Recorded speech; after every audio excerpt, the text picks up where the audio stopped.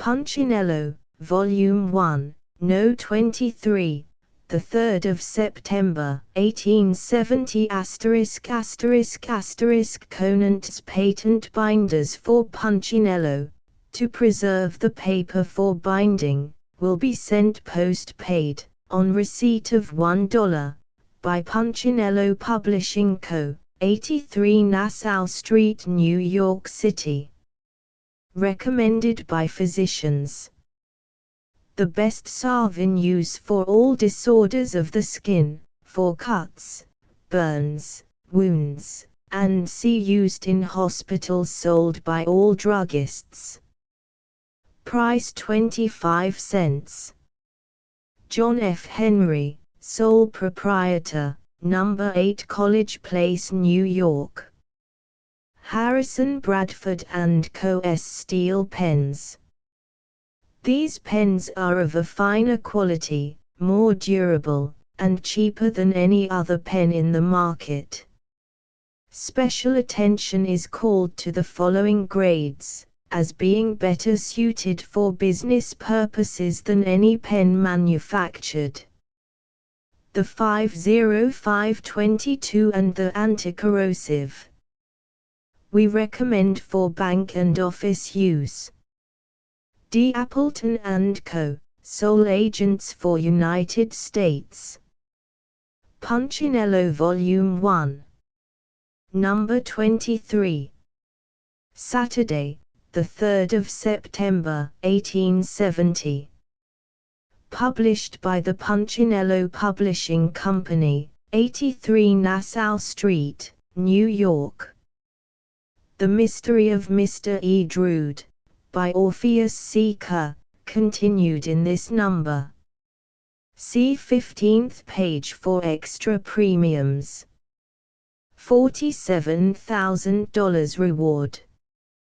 Proclamation. The murder of Mr. Benjamin Nathan. The widow having determined to increase the rewards heretofore offered by me, in my proclamation of the 29th of July, and no result having yet been obtained, and suggestions having been made that the rewards were not sufficiently distributive or specific, the offers in the previous proclamation are hereby superseded by the following. A reward of $30,000 will be paid for the arrest and conviction of the murderer of Benjamin Nathan, who was killed in High House, No. 12 West 23rd Street, New York. On the morning of Friday, the 29th of July. A reward of $1,000 will be paid for the identification and recovery of each and every one of the 3 diamond shirt studs which were taken from the clothing of the deceased on the night of the murder. 2 of the diamonds weighed, together, 1½ and 1/3, and 1 to 16 carats, and the other, a flat stone, showing nearly a surface of 1 carat, weighed 3/4 and 1 to 32. All 3 were mounted in skeleton settings, with spiral screws, but the color of the gold setting of the flat diamond was not so dark as the other 2. A reward of $1,500 will be paid for the identification and recovery of one of the watches, being the gold anchor hunting case stem winding watch, number 5657, 19 lines, or about 2 inches in diameter, made by E.D. Perigord, or for the chain and seals thereto attached. The chain is very massive, with square links, and carries a pendant chain with 2 seals, one of them having the monogram B.N, cut thereon.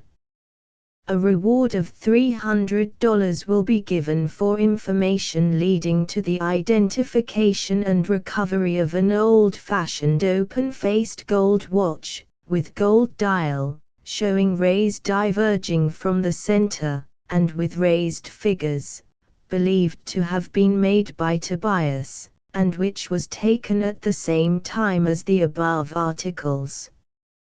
A reward of $300 will be given for the recovery of a gold medal of about the size of a silver dollar, and which bears an inscription of presentation not precisely known, but believed to be either to Samson Simpson, president of the Jews' Hospital, or to Benjamin Nathan, president of the Jews' Hospital.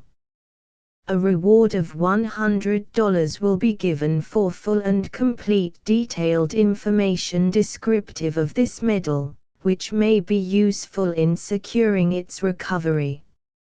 A reward of $1,000 will be given for information leading to the identification of the instrument used in committing the murder, which is known as a dog or clamp, and is a piece of wrought iron about 16 inches long, turned up for about an inch at each end, and sharp, such as is used by ship carpenters, or post trimmers, ladder makers, pump makers, sawyers, or by iron molders to clamp their flasks. A reward of $800 will be given to the man who, on the morning of the murder, was seen to ascend the steps and pick up a piece of paper lying there, and then walk away with it, if he will come forward and produce it. Any information bearing upon the case may be sent to the Mayor, John Jordan, Superintendent of Police City of New York, or to James J. Kelso, Chief Detective Officer, Oakey Hall, Mayor. The foregoing rewards are offered by the request of, and are guaranteed by me. Signed, Emily G. Nathan, widow of B. Nathan. The following reward has also been offered by the New York Stock Exchange, $10,000.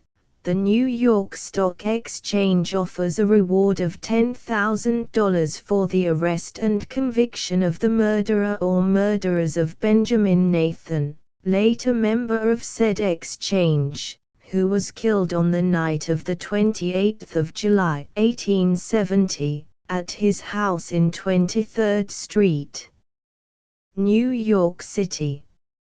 J. L. Brownell, Vice Chairman, Governor Commander D.C. Hayes, Treasurer. B. O. White, Secretary.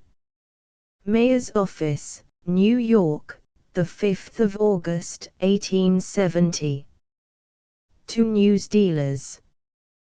Punchinello's Monthly. The weekly numbers for July, bound in a handsome cover, is now ready. Price 50 cents. The trade supplied by the American News Company, who are now prepared to receive orders. First and Avril steam, lithograph, and letterpress printers, embossers, engravers, and label manufacturers. Sketches and estimates furnished upon application. 23 Platt Street and 20 to 22 Gold Street, P.O. Box 2845. New York. Wevel and Hammer, Wood Engravers, 208 Broadway, New York. Foley's Gold Pens. The best and cheapest. 256 Broadway. Bowling Green Savings Bank, 33 Broadway, New York. Open every day from 10 a.m. to 3 p.m. Deposits of any sum, from 10 cents to $10,000 will be received. 6% interest, free of government tax. Interest on new deposits commences on the 1st of every month. Henry Smith, President. Reeves E. Selms, Secretary. Walter Roche, Edward Hogan, Vice Presidents. $2 to Albany and Troy.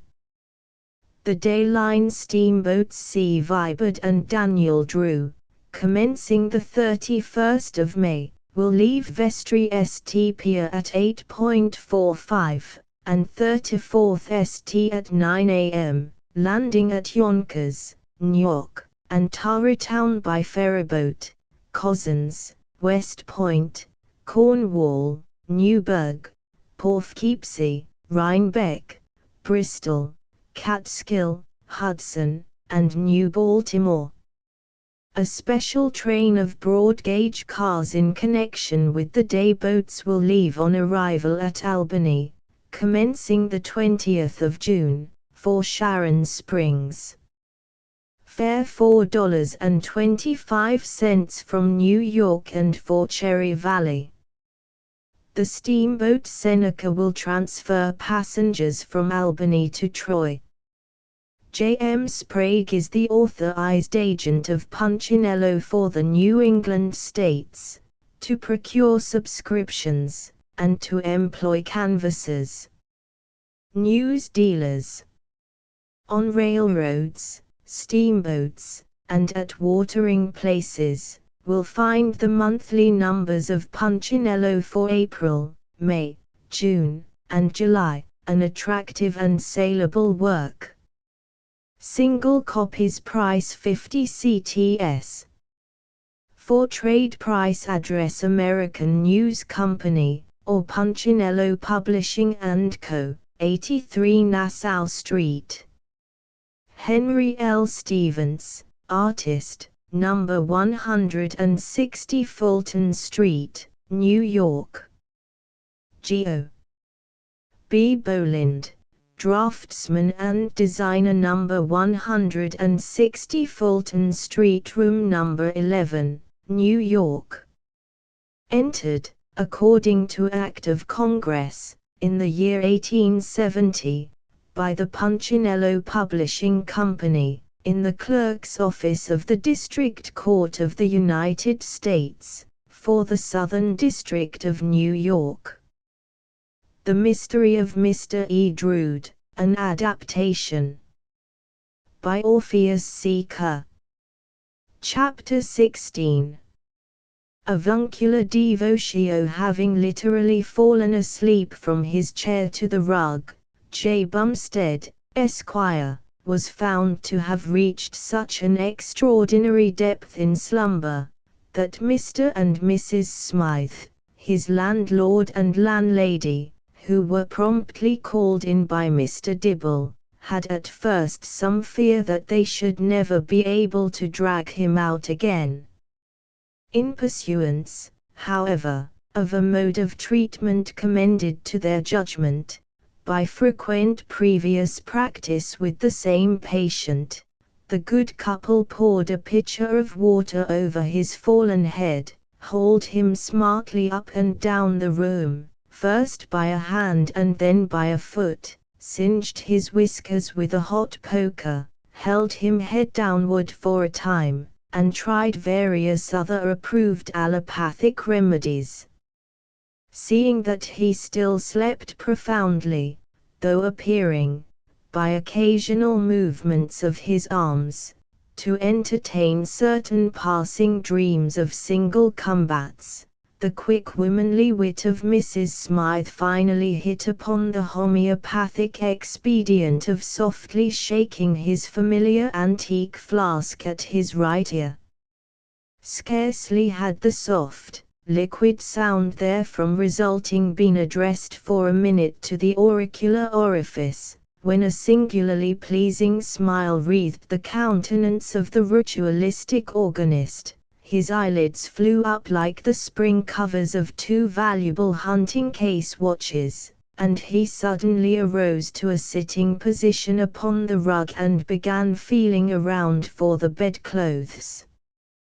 "There," cried Mrs. Smythe, greatly affected by his pathetic expression of countenance, "you're all right now, sir. How worn out you must have been, to sleep so." "Do you always go to sleep with such alarming suddenness?" asked Mr. Dibble. When I have to go anywhere, I make it a rule to go at once. Similarly, when going to sleep was the answer. Excuse me, however, for keeping you waiting, Mr. Dibble. We've had quite a rain, sir.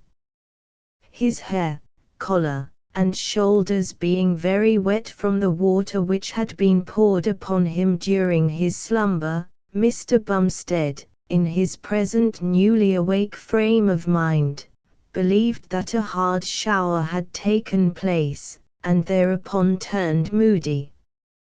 We've had quite a rain, sir, since I saw you last, he repeated, gloomily, and I am freshly reminded of my irreparable loss.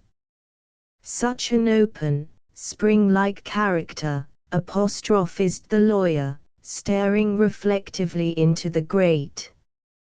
Always open when it rained, and closing with a spring, said Mr. Bumstead, in soft abstraction lost. Who closed with a spring? Queried the elder man, irascibly. The umbrella, sobbed John Bumstead. I was speaking of your nephew, sir, was Mr. Dibble's impatient explanation. Mr. Bumstead stared at him sorrowfully for a moment, and then requested Mrs. Smythe to step to a cupboard in the next room and immediately pour him out a bottle of soda water which she should find there. Won't you try some? He asked the lawyer, rising limply to his feet when the beverage was brought, and drinking it with considerable noise. No, thank you, returned Mr. Dibble. As you please, then, said the organist, resignedly. Only, if you have a headache, don't blame me. Mr. and Mrs. Smythe, you may place a few cloves where I can get them, and retire. What you have told me, Mr. Dibble, concerning the breaking of the engagement between your ward and my nephew, relieves my mind of a load. As a right-thinking man, I can no longer suspect you of having killed Edwin Drood. Suspect me, screamed the aged lawyer, almost leaping into the air. Calm yourself, observed Mr. Bumstead, quietly, the while he ate a sedative clove. I say that I can not longer suspect you. I cannot think that a person of your age would wantonly destroy a human life merely to obtain an umbrella. Absolutely purple in the face, Mr. Dibble snatched his hat from a chair just as the ritualistic organist was about to sit upon it, and was on the point of hurrying wrathfully from the room, when the entrance of Gospeller Simpson arrested him. Noting his agitation, Mr. Bumstead instantly resolved to clear him from suspicion in the newcomer's mind also. Reverend sir, he said to the Gospeller, quickly, in this sad affair we must be just, as well as vigilant. I believe Mr. Dibble to be as innocent as ourselves. Whatever may be his failings so far as liquor is concerned, I wholly acquit him of all guilty knowledge of my nephew and umbrella. Too apoplectic with suffocating emotions to speak, Mr. Dibble foamed slightly at the mouth and tore out a lock or two of his hair. And I believe that my unhappy pupil, Mr. Pendragon, is as guiltless, responded the puzzled Gospeller. I do not deny that he had a quarrel with Mr. Drood, in the earlier part of their acquaintance, but, as you, Mr. Bumstead, yourself, admit, their meeting at the Christmas Eve dinner was amicable, as I firmly believe their last mysterious parting to have been. The organist raised his fine head from the shadow of his right hand, in which it had rested for a moment, and said, gravely, I cannot deny, gentlemen, that I have had my terrible distrusts of you all. Even now, while, in my deepest heart, I release Mr. Dibble and Mr. Pendragon from all suspicion, I cannot entirely rid my mind of the impression that you, Mr. Simpson, in an hour when, from undue indulgence in stimulants, you were not wholly yourself, may have been tempted, by the superior fineness of the alpaca, to slay a young man inexpressibly dear to us all. Great heavens, Mr. Bumstead, panted the gospeller, livid with horror. I never, not a word, sir, interrupted the ritualistic organist, not a word, reverend sir, or it may be used against you at your trial. Pausing not to see whether the equally overwhelmed old lawyer followed him, the horribly astounded gospeller burst precipitately from the house in wild dismay, and was presently hurrying past the pauper burial ground. Whether he had been drawn to that place by some one of the many mystic influences moulding the fates of men, or because it happened to be on his usual way home, let students of psychology and topography decide. Thereby he was hurrying, at any rate, when a shining object lying upon the ground beside the broken fence, caused him to stop suddenly and pick up the glittering thing. It was an Aroid watch, marked ED, and, a few steps further on, a coppery-looking seal ring also attracted the finder's grasp. With these baubles in his hand the genial clergyman was walking more slowly onward, when it abruptly occurred to him, that his possession of such property might possibly subject him to awkward consequences if he did not immediately have somebody arrested in advance. Perspiring freely at the thought, he hurried to his house, and, there securing the company of Montgomery Pendragon, conveyed his beloved pupil at once before Judge Sweeney, and made affidavit of finding the jewelry.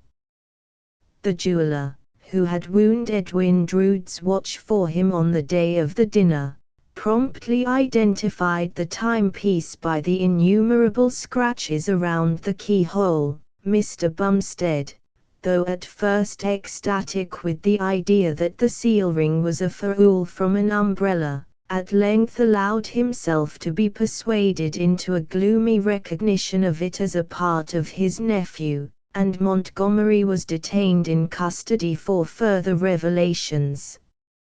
News of the event circulating, the public mind of Bumsteadville lost no time in deploring the incorrigible depravity of Southern character, and recollecting several horrors of human slavery.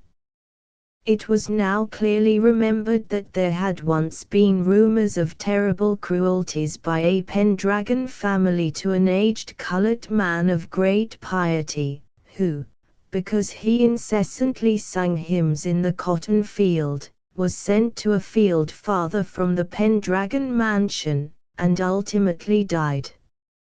Citizens reminded each other, that when, during the rebellion, a certain Pendragon of the celebrated Southern Confederacy met a former religious chattel of his confronting him with a bayonet in the loyal ranks, and immediately afterwards felt a cold, tickling sensation under one of his ribs, he drew a pistol upon the member of the injured race, who subsequently died in Ohio of fever and ague.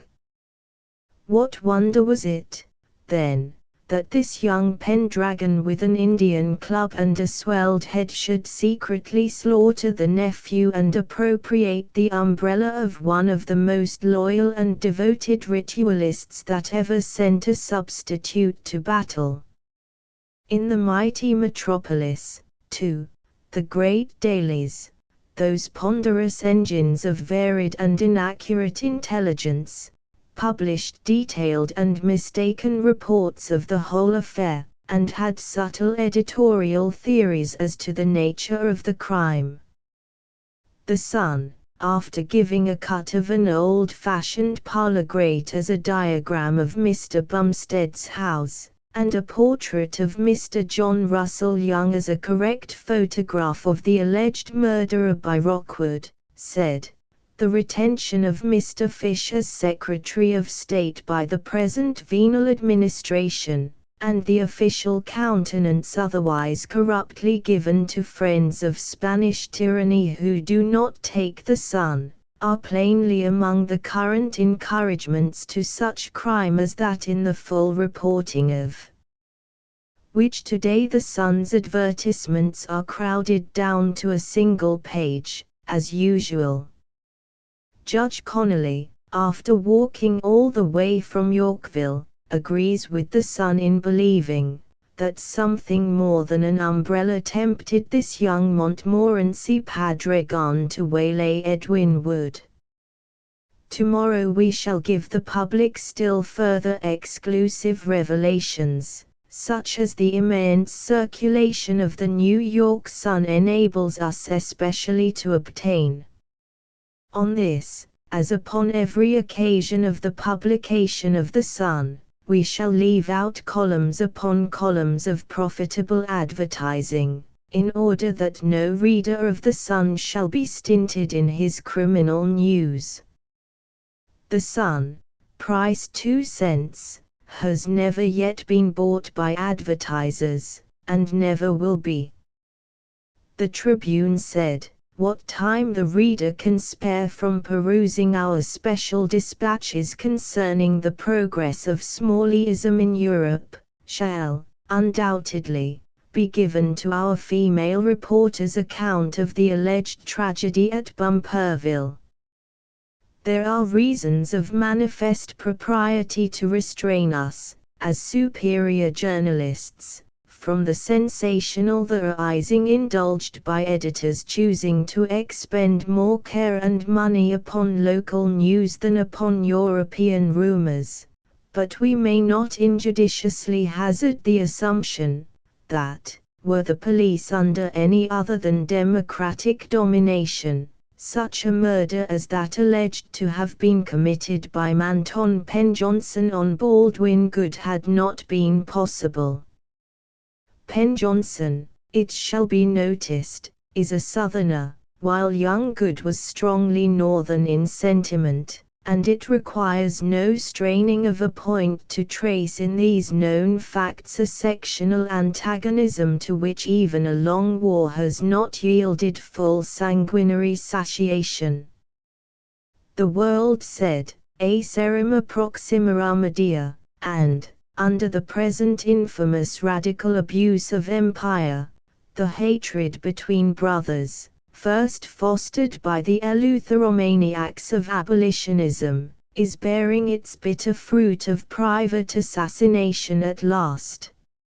Somewhere amongst our locky communes of today may be found a report of the supposed death, at Hampsteadville, not Bumperville, as a radical contemporary has it, of a young Northerner named Goodwin Blood, at the hands of a Southern gentleman belonging to the stately old Southern family of Pentorins. The Pentorins are related, by old Cavalier stock, to the Dukes of Mandeville, whose present ducal descendant combines the elegance of an Esterhazy with the intellect of an Argyle. That a scion of such blood as this has reduced a fellow being to a condition of inanimate protoplasm, is to be regretted for his Sake, but more for that of a country in which the philosophy of Comte finds in a corrupt radical Pantarchy all sufficient first cause of whatsoever is rotten in the state of Denmark. The Times said, "We give no details of the Barnstableville tragedy today, not being willing to pander to a vitiated public taste, but shall do so tomorrow." After reading these articles in the great dailies with considerable distraction, and inferring therefrom, that at least 3 different young Southerners had killed 3 different young Northerners in 3 different places on Christmas Eve, Judge Sweeney had a rush of blood to the brain, and discharged Montgomery Pendragon as a person of undistinguishable identity. But, when set at large, the helpless youth could not turn a corner without meeting some bald-headed reporter who raised the cry of "Stop thief!" if he sought to fly, and, if he paused, interviewed him in a magisterial manner, and almost tearfully implored him to confess his crime in time for the next edition. Father Dean, ritual rector of St. Cowes, meeting Gospeller Simpson upon one of their daily strolls through the snow, said to him, "This young man, your pupil, has sinned, it appears, and a ritualistic church, Mr. Gospeller, is no sanctuary for sinners." "I cannot believe that the sin is his, Holy Father," answered the Reverend Octavius, respectfully, "but, even if it is, and he is remorseful for it, should not our church cover him with her wings?" "There are no wings to St. Cowes yet," returned the father, coldly, "only the main building, and that is too small to harbor any sinner who has not sufficient means to build a wing or 2 for himself." Then said the Gospeller, bowing his head and speaking slowly, "I suppose he must go to the other church." "What other church?" The Gospeller raised his hat and spoke reverently, "That which is all of God's world outside this little church of ours.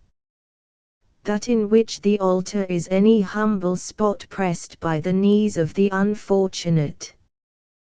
That in which the priest is whoso doth a good, unselfish deed, even if in the shadow of the scaffold. That in which the anthem of visible charity for an erring brother sinks into the listening soul an echo of an unseen Father's pity and forgiveness, and the choral service is the music of kind words to all who ever found but unkind words before." "You must mean the Church of the Puritans," said the ritual rector. So, Montgomery Pendragon went forth from Gospeller Sculch to seek harbour where he might, and, a day or 2 afterwards, Mr. Bumstead exhibited to Mr. Simpson the following entry in his famous diary. "No signs of that umbrella yet. Since the discovery of the watch and seal ring, I am satisfied that my umbrella, only, was the temptation of the murderer. I now swear that I will no more discuss either my nephew or my umbrella with any living soul, until I have found once more the familiar boyish form and alpaca canopy, or brought vengeance upon him through whom I am nephewless and without protection in the rain." To be continued. Chinkapin among the free lovers. Mr. Punchinello, when oratory, rising to its loftiest flights upon the wings of Buncombe, denounces with withering scorn the effete and tyrannical monarchies of Europe, and proclaims the glorious fact that this is a free country, fellow citizens. It hardly does us justice. We are not only free, Mr. Punchinello, we are free and easy, sir. Breathes there a man so tortuously afflicted with strabismus that he doesn't see it? If such there be, let him go and visit the Oneida community. Last week I took a run down to Oneida myself. I found the communists a very social crowd, I can assure you. Proud Hun himself might be proud of such disciples, and Desiderant find nothing there to be desiderated. The communists divide everything equally, particularly the affections, so there are no better halves among them. In Utah, you are aware, Mr. Punchinello, the women are sealed to the men, but among these people they are not even wafered. Your Oneida may be anybody else's in the Oneida community. The only individuals that object to dividing are the children, who are generally opposed to division, both long and short, as well as to fractions. Infants don't go for much among the free lovers, and are put out to nurse. After the age of 15 months they are surrendered by their mas to the charge of the 200, the number of men and women in the community, who become their common parents, and the infants become common property. The domestic arrangements are entrusted to 2 females, who are called the mothers of the community. But whether these dual mothers do all the nursing I am unable to say. I had a little conversation with the eminent and aged free lover who acted as my guide, and I give it in the manner of the interviewing reporter. Chink. Venerable Seer, tip us your views on the subject of love. Aged free lover, do you then take an interest in our principles? Chink. Dubiously. Then you have, a FL. Yes, of our own. They are not those of a prejudiced world. Our principles are embraced in the communism of love and passional attraction.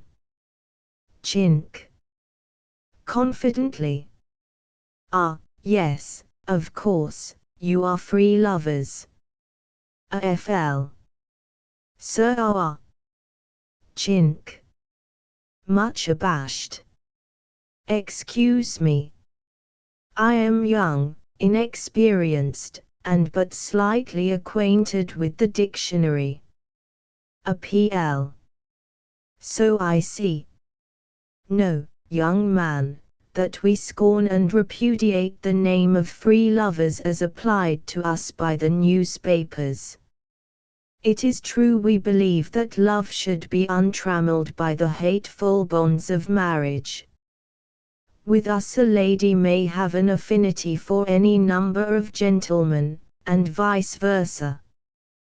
But we are not free lovers. Chink. Oh, no. Not by no means. Not any. AFL, growing eloquent.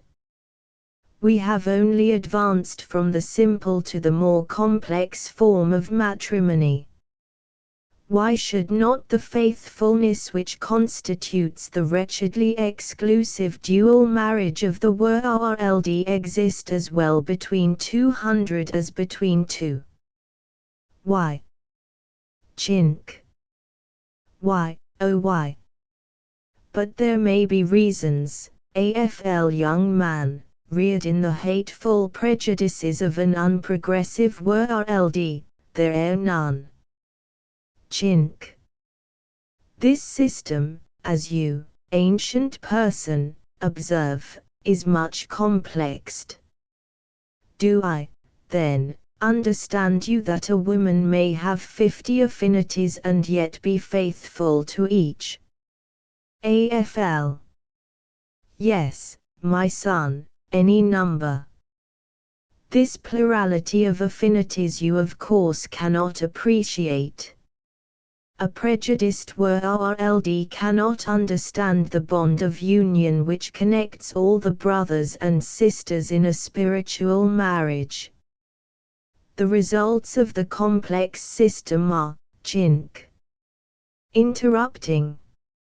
I fear the complexity of your system is one too many for me.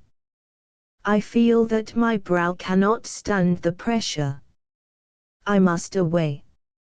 Farewell, old man, adieu.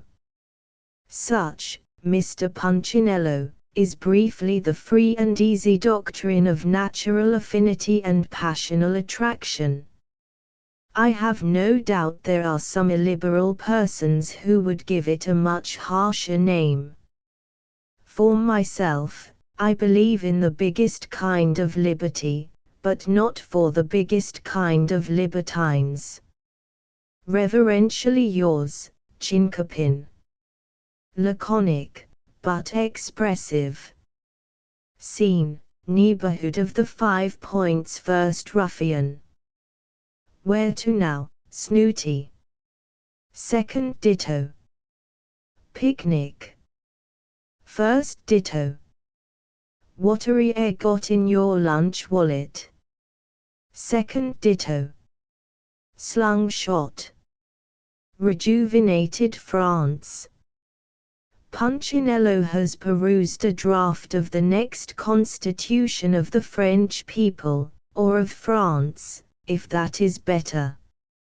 Unwilling to give it to his readers in full, at present, he considers himself authorized, however, to cite a few paragraphs of it, which will be found both original and interesting. 57th Constitution of France. 1 a year, more or less. Paragraph 1. The French nation is sovereign, the French people are sovereign, sovereigns are sovereign, every Frenchman is sovereign. Paragraph 2. All men are equal, but Frenchmen are highly superior to all other men. Paragraph 3. In order to secure peace, it is decreed and plebiscite that all governments shall have a chance. For the next 10 years, or less, the Orleans dynasty shall rule, after that a Bonaparte for a few years, then a republic, democratic and social as long as it can keep on its legs. After that a second republic, for a 12-month at least. Then an old Bourbon, if one can be found. After this, a military dictatorship, the army to decide its duration. At each change the people will decide by plebiscite whether they want the respective governments to be personal, legal, or neither. Paragraph 4. But here we must stop. Titans. The Libet says, a lot of crazy fellows tried to proclaim the Republic at Toulouse. Now there are manifestly two errors in this statement. The fellows alluded to were not too loose, but too tight fellows. Moreover, if they really had been crazies, as the Libet supposes, they would have been instantly arrested and sent to Paris, under guard, by the way of the Madeleine, to await the action of the prefect of the Seine. Astronomical. A new Milky Way has been discovered. It is the way the milk producers, farmers, not cows, of Westchester County have of insisting upon raising their charges for milk from 4 cents to 5 cents a quart, wholesale. We fail to discern the milk of human kindness, here, but it is clear that the milk in the coconuts of these farmers is mighty sour. What Sigerson says. Sigerson, Dr. of the Royal Irish Academy, has gone and said some mighty unpleasant things about the atmosphere. How he found them out, we can't say, and we hope he can't, but nevertheless, he declares, with the most dreadful calmness, that if you go to visit the iron works, you will inevitably breathe a great many hollow balls of iron, say about 1/2000th of an inch in diameter. What these rather diminutive ferruginous globules will do for you, we do not know, but you can see for yourself, that with your lungs full of little iron balls you must certainly be in a parlous state. We should say that we had quite as lief have the air full of those iron spheres, termed cannon balls, as it is now in France. It is true, one couldn't get many of these inside one with impunity, and equally true, that foundry men do manage to live, with all that iron in their lungs, but we can't say we desire to build up an iron constitution as the PRNSRP folks say, by the inhaling process. But Sigerson is not content to render the neighborhood of iron works questionable to the delicate and apprehensive. In shirt factory air he declares, upon honor, there are little filaments of linen and cotton, with minute eggs, goodness gracious. Threshing machines he more than insinuates, fill the air with fibers, starch grains and spores. Think of that winking smiley and, what is truly rowing, in stables and barbers' shops you cannot but breathe scales and hairs. Good heavens!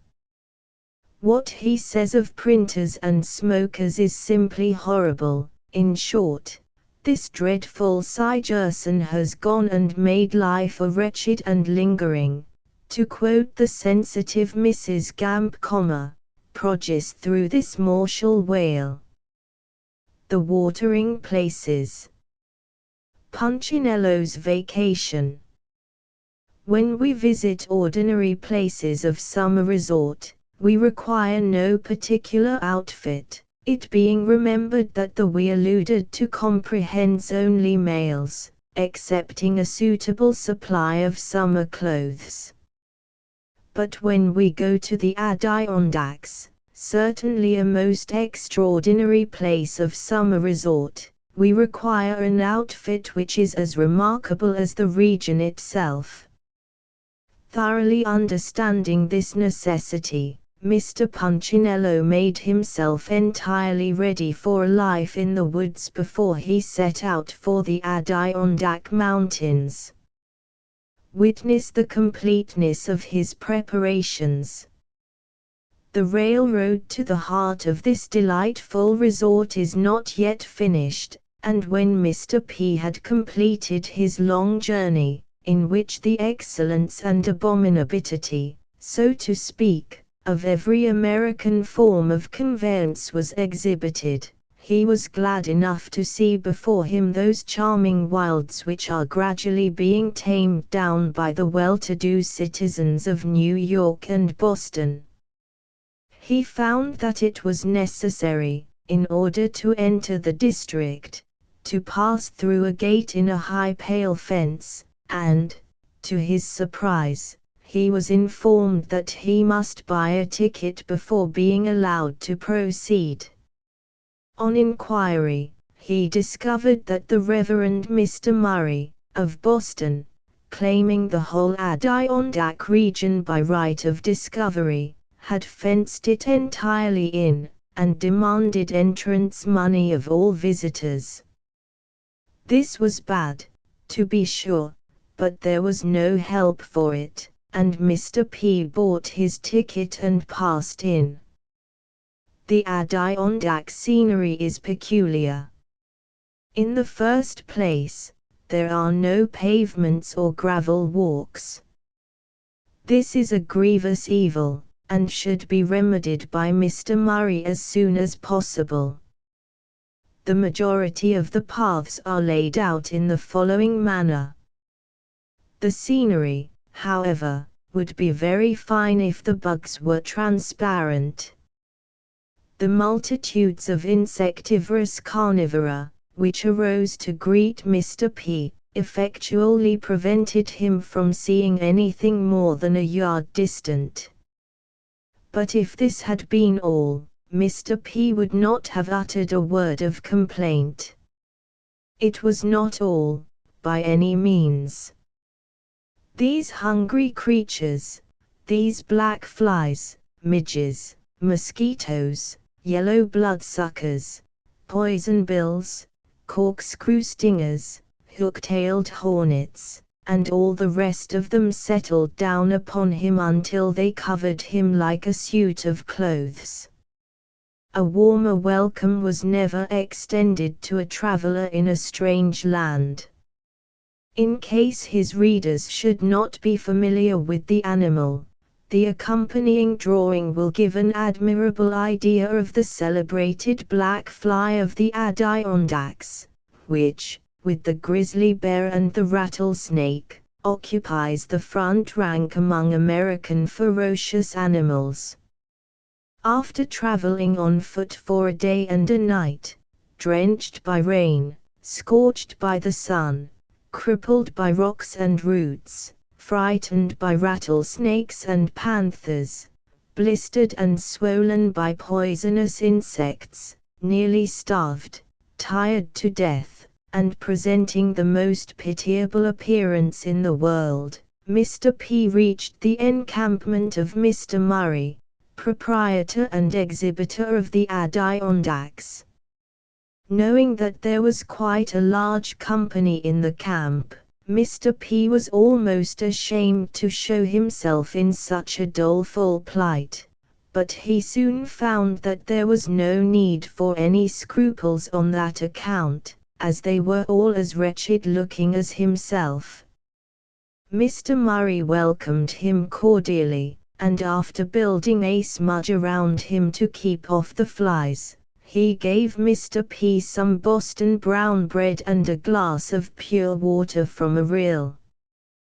This, with a sip from Mr. P.'s little flask, revived him considerably, and after a night's rest on the lee side of a tree, where the rain did not wet him nearly so much as if he had been on the other side, Mr. P felt himself equal to the task of enjoying the Adirondacks.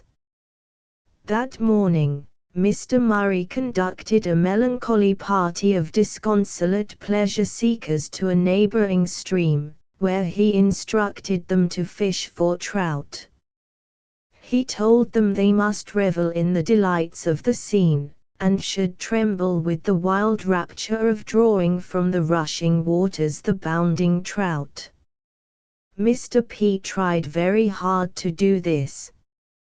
He put his prettiest fly and his sharpest hook on his longest line, and, for hours, gently whipped the ripples.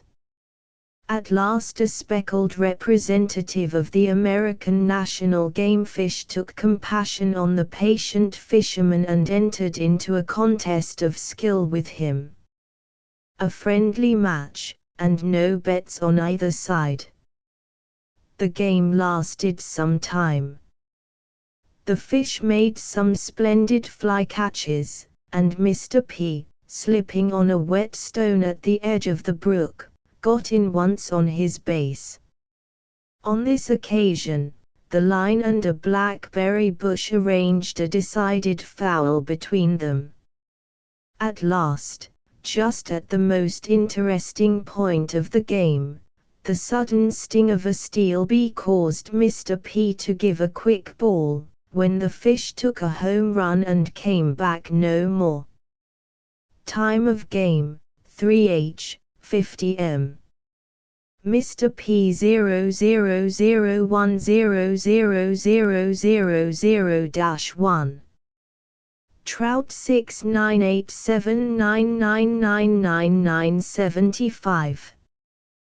That afternoon Mr. Murray took the party to Crystal Brook, Shanty Brook, Mainspring Brook, Tenement Brook, and more little mountain gutters of the kind than you could count on your fingers and toes. As an aristocratic residence, this region is certainly superior to New York, for the Murray Hills are as plenty as blackberries. The next day they all went up Mount Marcy. When the ascent was completed, everybody lay down and went to sleep. They were too tired to bother themselves about the view. At length, after a good nap, Mr. Murray got up and wakened the party, and they all came down. They came by the way of the Grand Slide, but Mr. P didn't like it. His tailor, however, will no doubt think very highly of it. When all was quiet, that evening, on Dangleworm Creek, near which they were encamped, Mr. P found the Reverend Murray sitting in the smoke of his private smudge, enjoying his fragrant pipe. Seating himself by the veteran pioneer, Mr. P addressed him thus: "Tell me, Mr. Murray, in confidence, your opinion of the Adirondacks." "Sir," said Mr. Murray, "I have no objection to give a person of your respectability and knowledge of the world my opinion of this region, but I do not wish it made public." "Of course, sir," said Mr. P, "a man of your station and antecedents would not wish his private opinions to be made too public. You may rely upon my discretion." "Well, then," said the Reverend Mountaineer, "I think the Adirondacks an unmitigated humbug, and I wish I had never let the world know that there was such a place." "Why then do you come here every season, sir?" "After all I have written and said about it," said Mr. Murray, "I have to come to keep up appearances. Don't you see? But I hate these mountains from the bottom of my heart. For every word I have written in praise of the region I have a black fly bite on my legs. For every word I have said in favor of it I have a scratch or a bruise in some other part of my corpus. I wish that there was no such a season as summertime, or else no such a place as the Adirondacks." Readers of this paper are requested to skip the above, as those are Mr. Murray's private opinions, and not the statements he makes in public, and his desire to keep them dark should be respected. It may be of interest to his patrons to know that Mr. P arrived home safely and with whole bones. Ramblings by Mose Skinner. Mr. Punchinello, the editor of the Slunkville Lyre, says in his last issue, "Notwithstanding the calumnies of Mr. Skinner, our reputation is still good, and we continue to pay our debts promptly." This is the 5th hoax he has perpetrated within 2 weeks. His line of business at present seems to be the canard line. I'll trust him out of sight if I can keep one eye on him. Not otherwise. For light recreation, combining a little business, I recommend his funeral. It is pleasant to reflect that men of his stamp are never born again. They are born once too much as it is. He went to the agricultural fair last fall. There was a big potato there. After gazing spellbound upon it for 1 hour, he rushed home and set the following in type: "What is the difference between the Reverend Adam Clark and the big potato at the fair? One is a commentator, and the other is an uncommentator." This conundrum was so exquisitely horrible, that his friends hoped he'd have judgment enough to hang himself, but such things die hard. Colonel W. S. Goat. Colonel W. is a great man in these parts. Like most village nabobs, he's a corpulent gentleman with a great show of dignity, and in a white vest and gold-headed cane, looks eminently respectable. He owns a hot house, keeps a big dog that is very savage, and his wife wears a silk dress at least 3 times a week, either of which will establish a man's reputation in a country town. Everything belonging to the colonel is held in the utmost awe by the villagers. The paper speaks of him as our esteemed and talented townsman, Colonel W, and alludes to his beautiful and accomplished wife who, by the way, was formerly waiter in an oyster saloon, and won the colonel's affection by the artless manner in which she would shout, "2 stews, plenty o' butter." Like others of his stamp, the colonel amounts to something just where he is, but take him anywhere else, he'd be a first-class, 18-carat fraud. A while ago, the colonel bought a goat for his little boy to drive in harness, and the animal often grazed at the foot of a cliff, near the house. One day, a man wandering over this cliff fell and was instantly killed, evidently having come in contact with the goat, for the animal's neck was broken. But what amused me was the way the aforesaid editor spoke of the affair. He wrote half a column on the sad death of Colonel W.S. Goat, but not a word of the unfortunate dead man, till he wound up as follows: "We omitted to state that a dead man was picked up near the unfortunate goat. It is supposed that this person, in wandering over the cliff, lost his foothold and fell, striking the doomed animal in his progress. Thus, through the carelessness of this obscure individual, was Colonel W.S. poor little goat hurled into eternity. The superintendent asked me last Sunday to take charge of a class. "You'll find 'em rather a bad lot," said he. "They all went fishing last Sunday but little Johnny Rand. He is really a good boy, and I hope his example may yet redeem the others. I wish you'd talk to 'em a little." I told him I would. They were rather a hard-looking set. I don't think I ever witnessed a more elegant assortment of black eyes in my life. Little Johnny Rand, the good boy, was in his place, and I smiled on him approvingly. As soon as the lessons were over, I said, "Boys, your superintendent tells me you went fishing last Sunday. All but little Johnny, here. You didn't go, did you, Johnny?" I said. "No, sir." That was right. "Though this boy is the youngest among you," I continued, "you will now learn from his lips words of good counsel, which I hope you will profit by." I lifted him up on the seat beside me, and smoothed his auburn ringlets. "Now, Johnny, I want you to tell your teacher, and these wicked boys, why you didn't go fishing with them last Sunday. Speak up loud, now." "It was because it was very wicked, and you had rather come to the Sunday school." "Wasn't it?" "No, sir, it was 'cause I couldn't find no worms for bait. Somehow or other these good boys always turn out humbugs.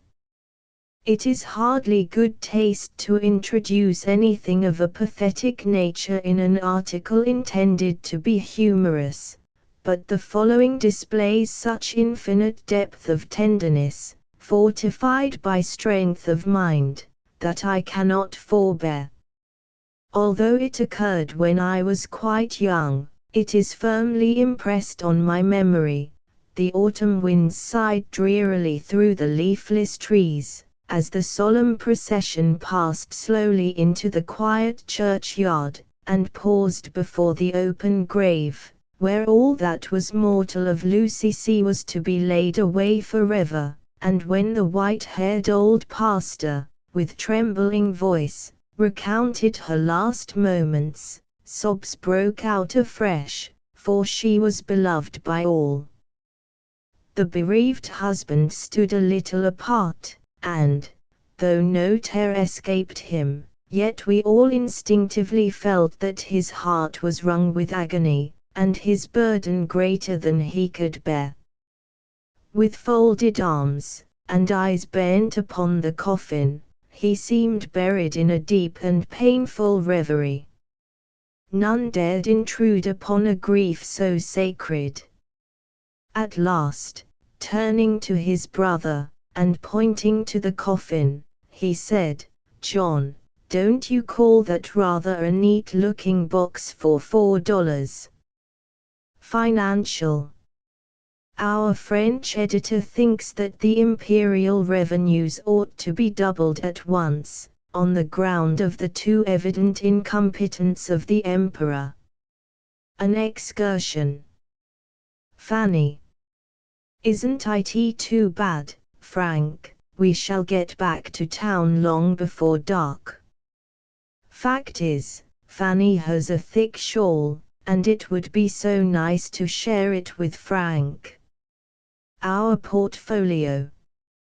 Dear Punchinello, I see you have been at the White Sulphur Springs, but you forgot to tell us what we were all dying to hear about the waters. Several friends had suggested that I should go to some watering place where I could get nothing else but water to drink, or to some spring where I couldn't get sprung. I tried the White Sulphur, and while there learned some facts that may be useful to others who seek them for a similar purpose.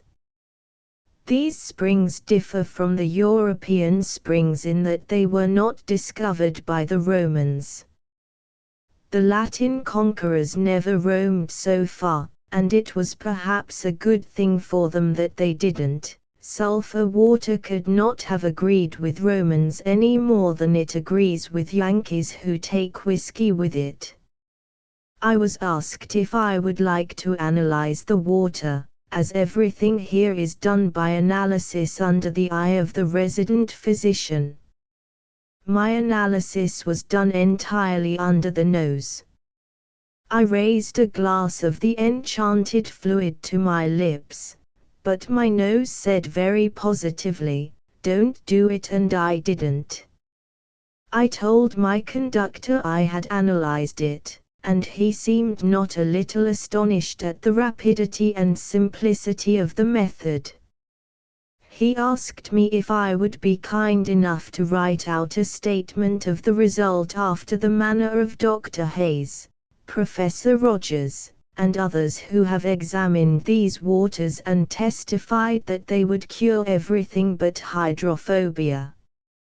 I told him I would, and retiring to my room, wrote as follows: "Sulphur water contains mineral properties of a sulfuric character, owing to the fact that the water runs over beds of sulphur.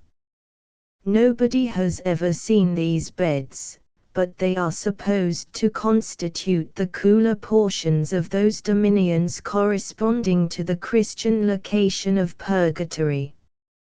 Sinners, preliminary to being plunged into the fiery furnace, are laid out on these beds and wrapped in damp sheets by chambermaids regularly attached to the establishment.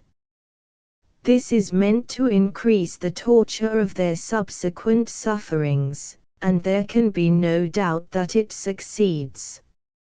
Herein we have also an explanation of the reason of these waters coming to the surface of the earth. It is to give patients and other miserables who drink them a foretaste of future horrors."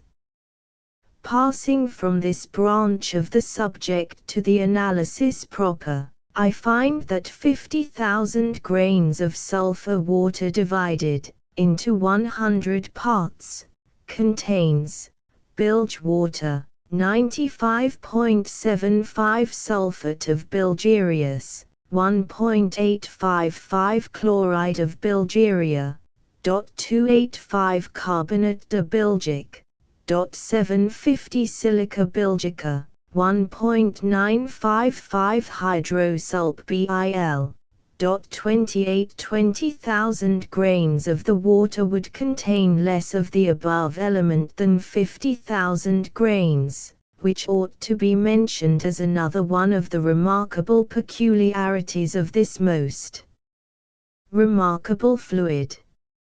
I sent the foregoing scientific deductions to the resident physician, and the bearer told me afterwards that the venerable Aesculapian only observed, "Well, the writer of that must have been a most egregious ass.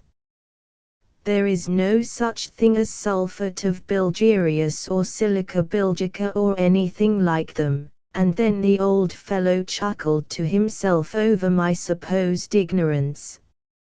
I was willing he should. I'm accustomed to being called an ass, and always like to be recognized by my kindred. Chemically thine, Sulphuro. Cool, if not comfortable. Apropos of complications arising out of the late Navy Appropriation Law, a daily paper states as follows: "The decision of the Attorney General now forces him to turn the balance into the Treasury, and the sailors have to go unclothed." How this decision will affect recruiting for our Navy yet remains to be seen, though it is probable that but few civilized men can be found to join a service in which nudity is obligatory. In such torrid weather as we are having, Jack ashore with nothing on, except, perhaps, a Panama hat, will be a novel and refreshing object.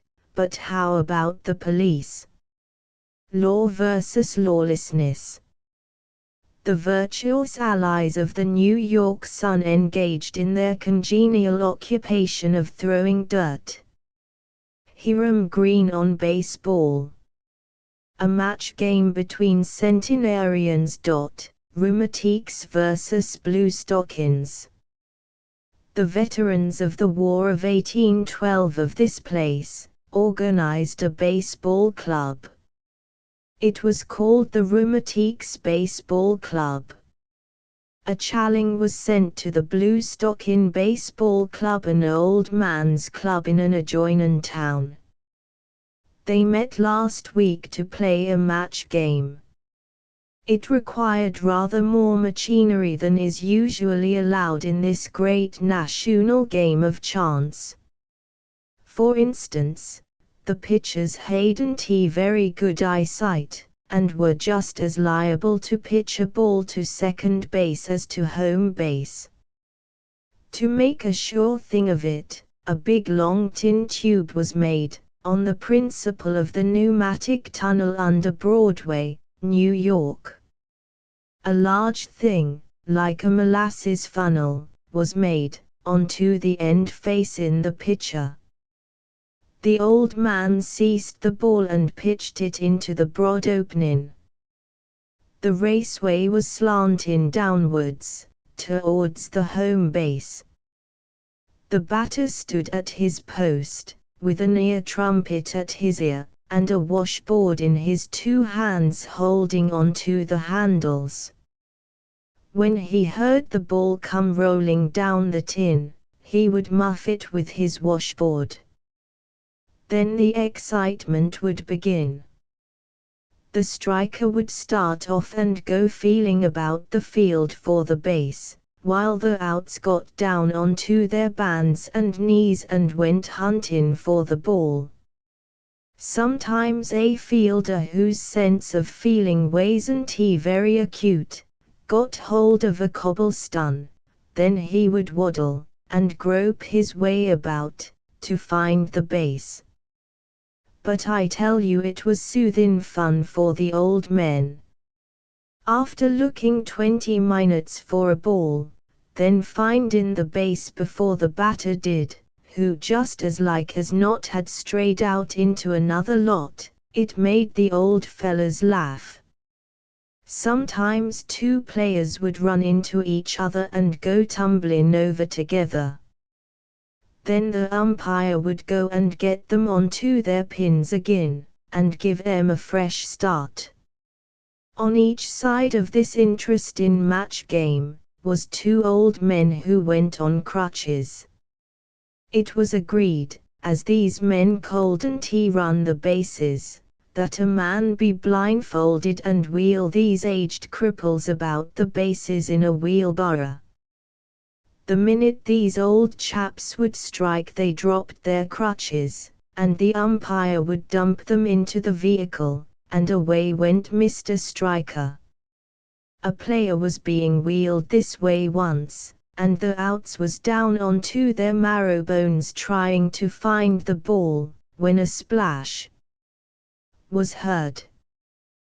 The wheelbarrow man had run his cart into a goose pond, and made a scattering among the geese. "Foul!"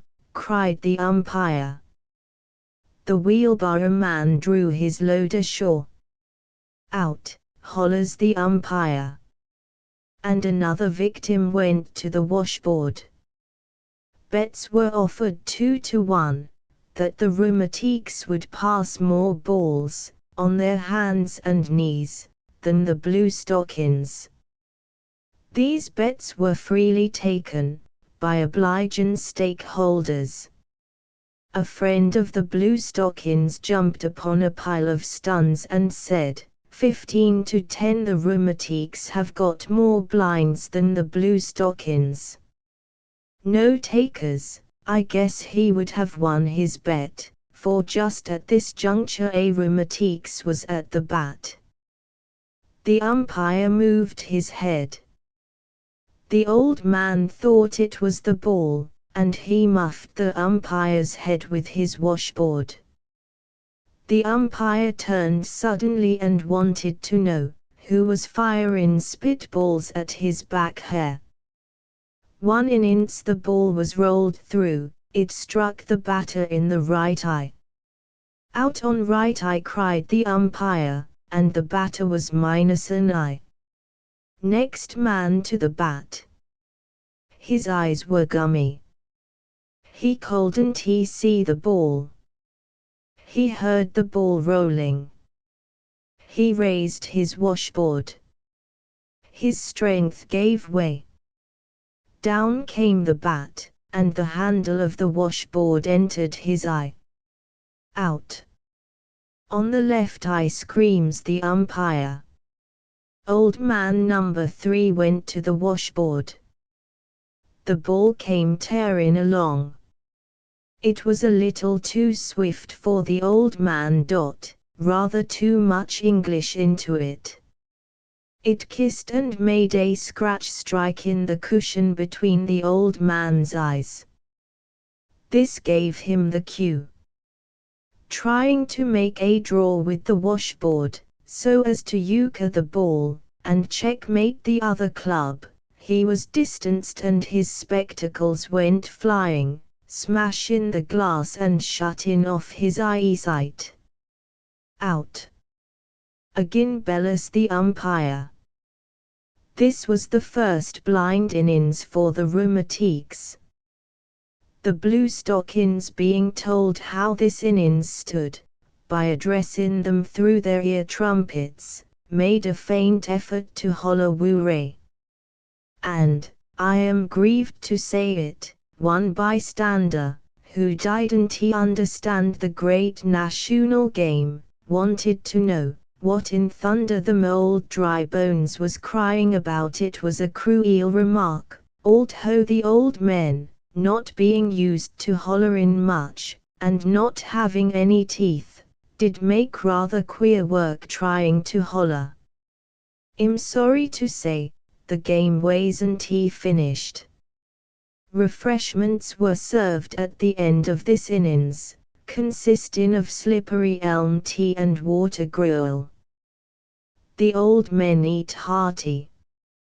This made them sleepy, and the consequence was, that the minute they was laid out on the grass, sleep, balmy sleep got the best of 'em, and they laid down and slept like infants.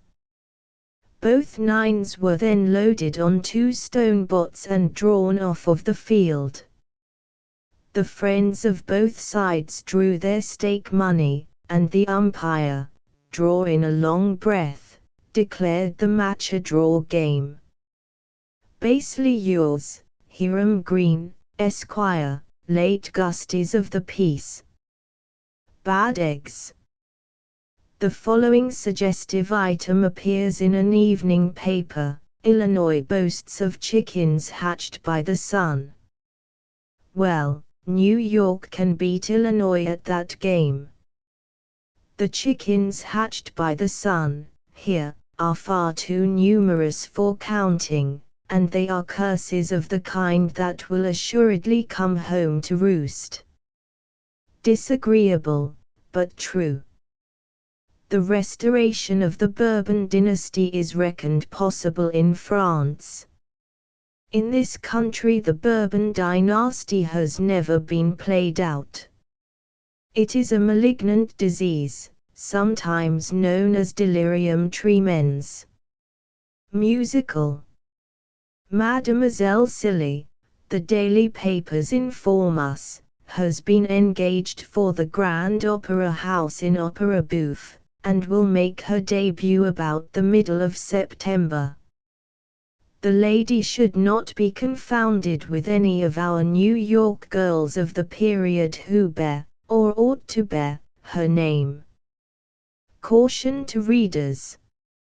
7 steady businessmen of this city, 4 solid capitalists of Boston, 18 Frenchmen residents of the United States, but doing business nowhere, and a German butcher in the Bowery, have just been added to sundry lunatic asylums, their intellects having become hopelessly deranged from reading the conflicting telegrams about the war in Europe.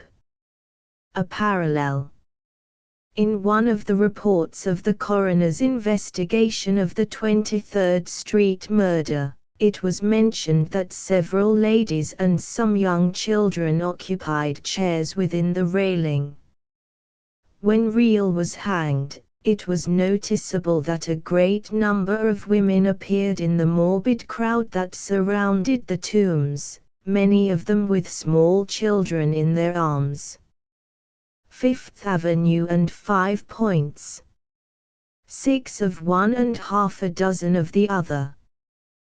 Blood will tell. The hazard of the horse cars. This is Stubbs, an incorrigible old bachelor, who takes an open cab, for Greenwood, and is compelled to do the whole distance so. And this is the way in which Dobbs, who would have been delighted with Stubbs' luck, is made to suffer martyrdom on his little excursion. The Poems of the Cradle. Canto V. Let's go to bed, says sleepy head. Tarry a while, says slow. Put on the pot, says greedy gut. We'll sup before we go. These lines the observant student of nursery literature will perceive are satirical.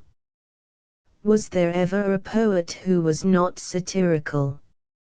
How could he be a genius and not be able to point out the folly he sees around him and comment upon it?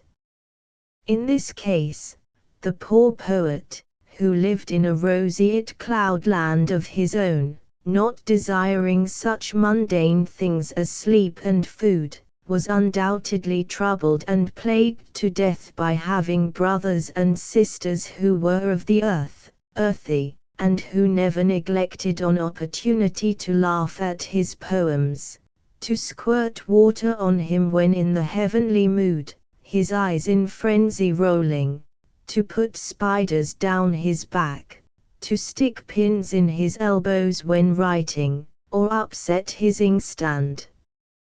Fine natures always have a deal to bear, in this world, from the coarse, unfeeling natures that cannot appreciate their delicacy, and this one had more than his share.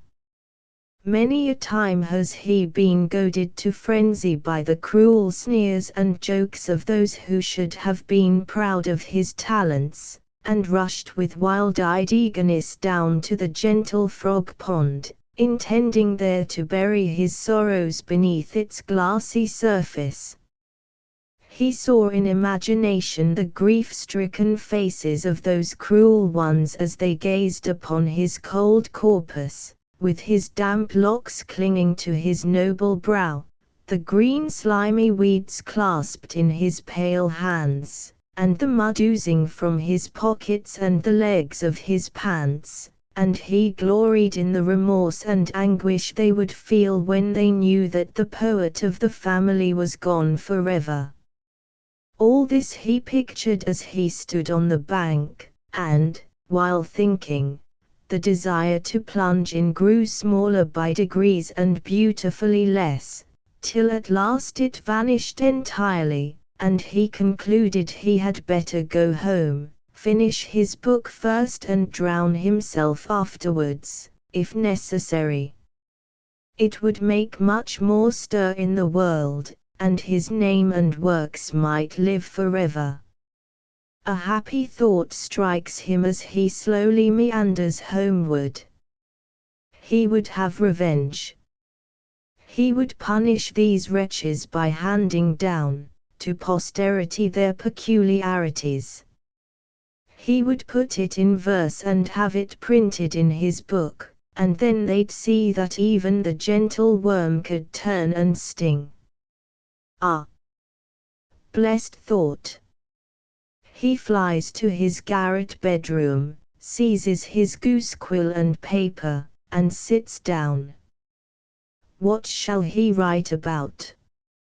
He nibbles the feather end of his pen, plunges the point into the ink, looks at it intently to see if he has hooked up an idea, sees none, and falls to nibbling again. Ah! Now he has it.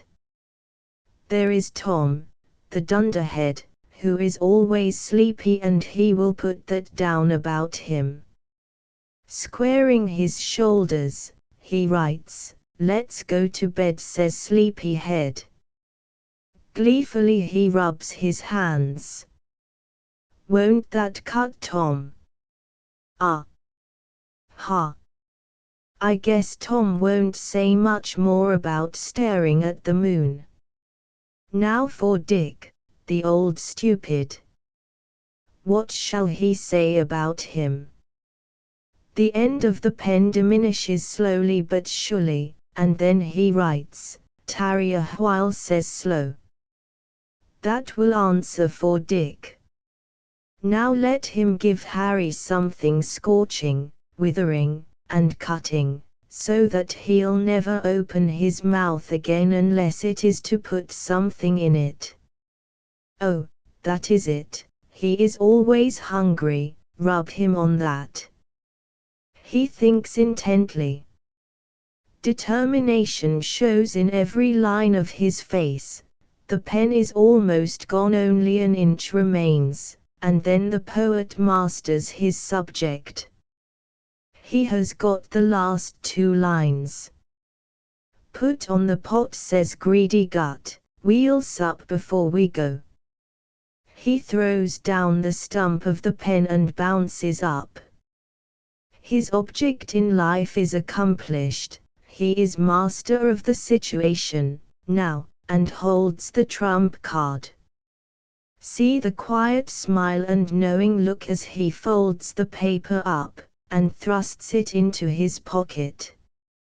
He is going downstairs to read it to the family. Now is the time for sweet revenge and for the overthrow of those Philistines, his brothers. He descends slowly, like an avenging angel, enters the room, and, gentle reader, imagine the rest. A ridiculous rub-a-dub. A quiet gentleman who occupies lodgings immediately opposite one of the city armories, writes to us asking whether the drum corps that practice there 2 or 3 evenings in the week should not be supplied with noiseless drums, as Punchinello has suggested regarding the street organs. Punchinello thinks the suggestion a good one. He would like to see the beating of drums after nightfall abolished altogether. In fact, it is the only kind of dead beat to which he would lend his countenance. A clear case. Some wiseacre has been trying to demonstrate, through the public press, that Poe did not write The Raven. The man must be a raven lunatic. The Ballad of the Good Little Boy, aged 10, and His Bad Brother. An obituary notice of a boy, 10 years old, in the Wilmington commercial, contains the following statement: in his dying moments he charged his brother William not to dance, or sing any more songs. Funeral services preached by the Rev. W.M. R. Tubb. This pious boy lay on his bed, a-dying very fast. Most every word this good boy said, they thought 'twould be his last. The Reverend Mr. Tubb was there, a-praying very slow. It was a solemn, sad affair, 'twas plain the boy must go. His brother William, he come o'er, to which this good boy cried, "Oh, Bill, don't sing nor dance no more," and following which he died. Now William, he had learned a song that pleased him very much. He didn't know that it was wrong to carol any such.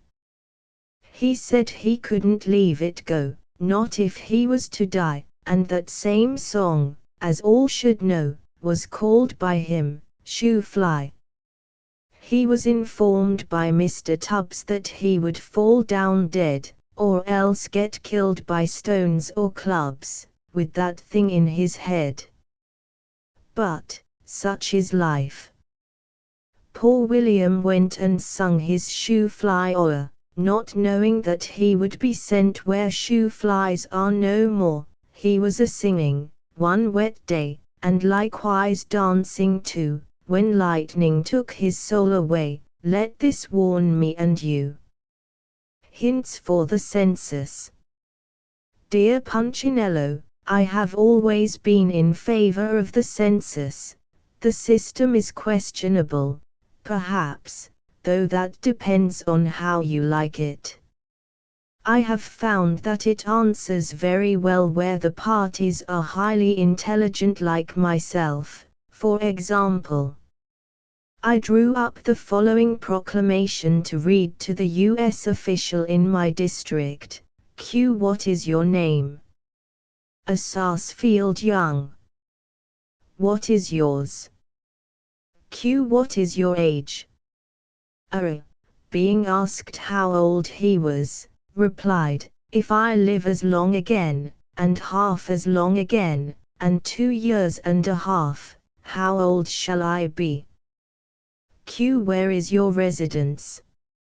A. I live at home with the family, have often thought that, amid pleasures and palaces, there is no place like home, unless it be a boarding house with hot and cold water.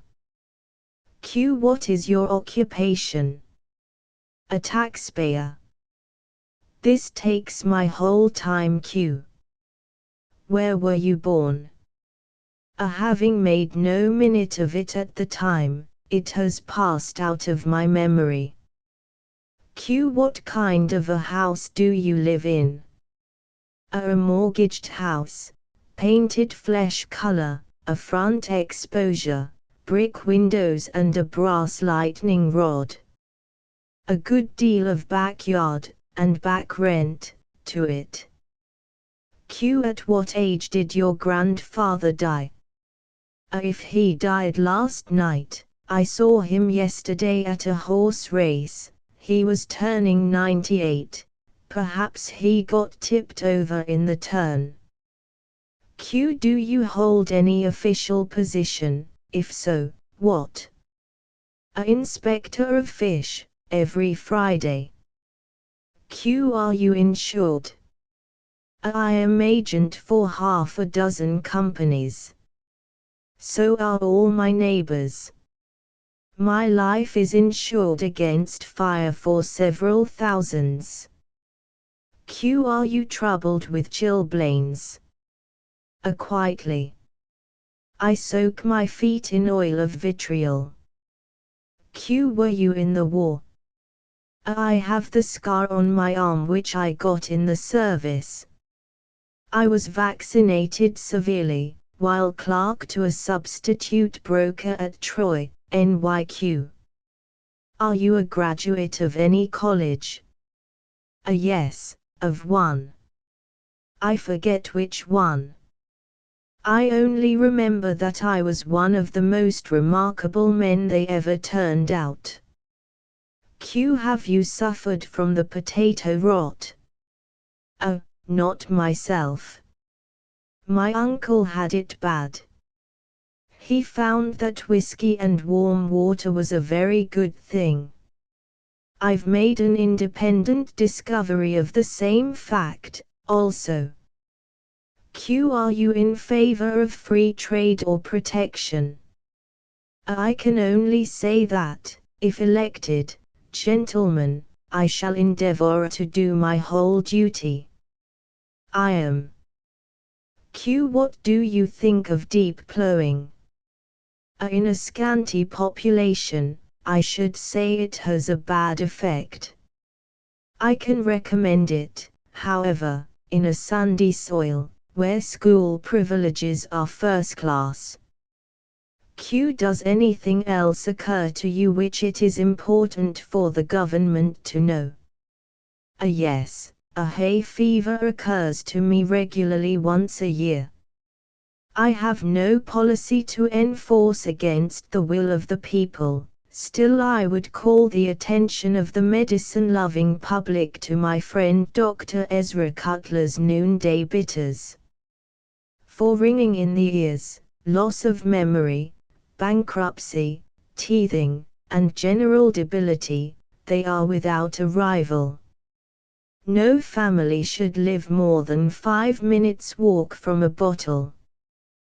They gild the morning of youth, cherish manhood, and comfort old age, with the name blown on the bottle in plain letters. Beware of impositions at all respectable druggists. I believe in taking things easy, and I shall cheerfully assist the administration, when it calls at my door on census business. Sarsfield Young. Facilis de census. The daily papers frequently have articles respecting the Hellgate obstructions. We do not, however, remember having seen that subject handled in the Sun. Perhaps it is that Dana and Dyer, conscious of their deserts, do not anticipate any obstructions in that quarter. Aristocracy in the kitchen. Lady, responsively. That fashionably dressed woman who has just passed, dear.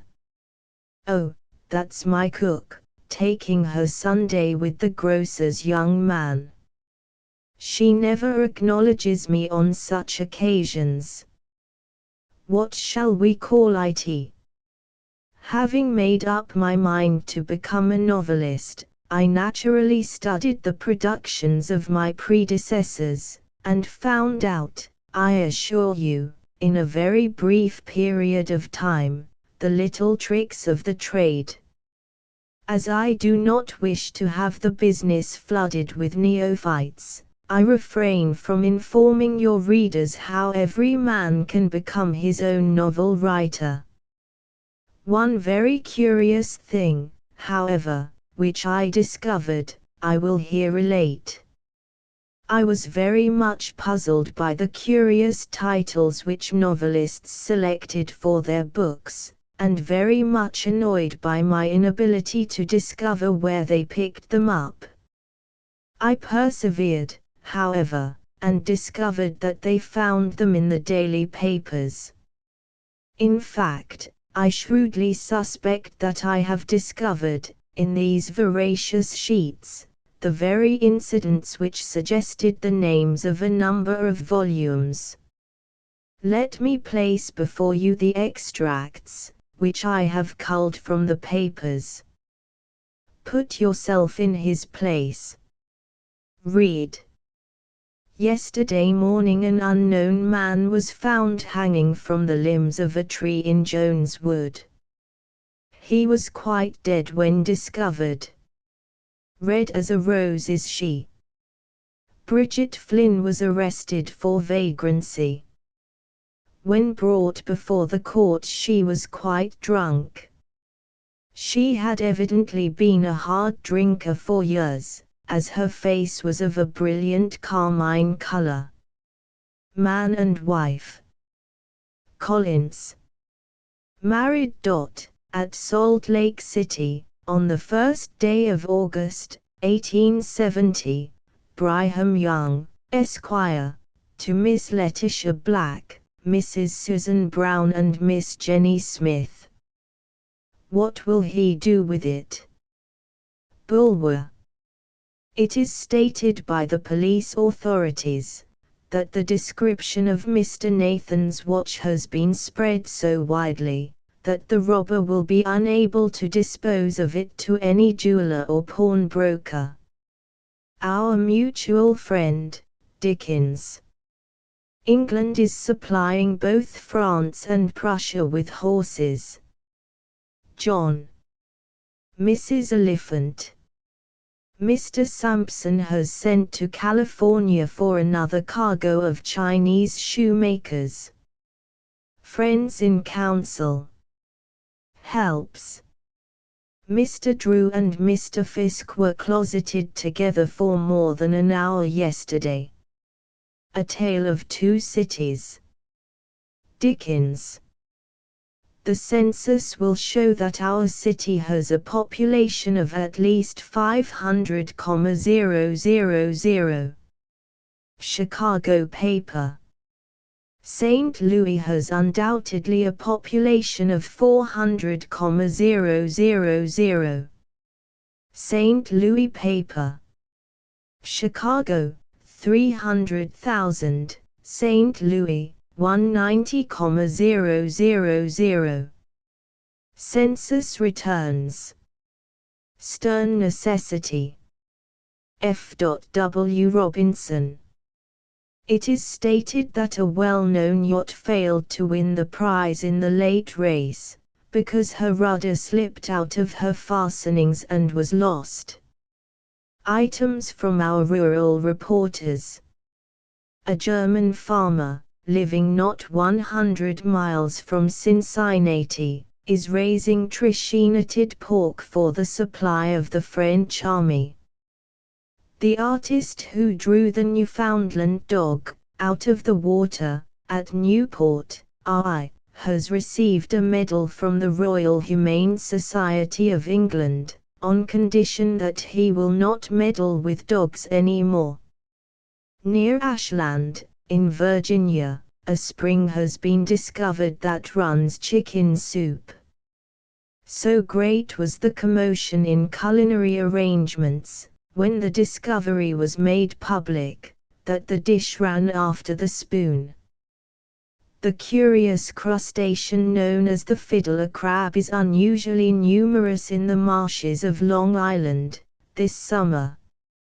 It differs from impecunious persons inasmuch as it is a burrowing, not a borrowing, creature. It differs from ordinary fiddlers by 2 letters, in that it bores the earth, but not the ear. It is an established fact that persona who sleep on mattresses stuffed with pigeons' feathers never die. Near Salem, Mass., there is now a woman nearly 200 years old, who has been bedridden and confined to a pigeon feather bed for 150 years. One of her descendants, a shrewd man, has discovered that the pigeon feathers are growing musty, and proposes to replace them with the plumage of geese. There is a wild man at large in the woods of Sullivan County, NY. He was once a fast man of New York City, and is so fast, still, that nobody can catch him. A gentleman residing in the vicinity of Glen Cove had a Newfoundland dog that was very expert at catching lobsters. The faithful animal has been missing for some time, but a clue to its fate was yesterday obtained by its owner, who found the brass collar of the dog inside a large lobster with which he was about to construct a salad. An English nobleman has taken up his residence in the center of the dismal swamp, v. Blighted affections are supposed to be the cause of his trouble, as he always wears at the top buttonhole of his coat a chignon made of red hair. That's what's the matter.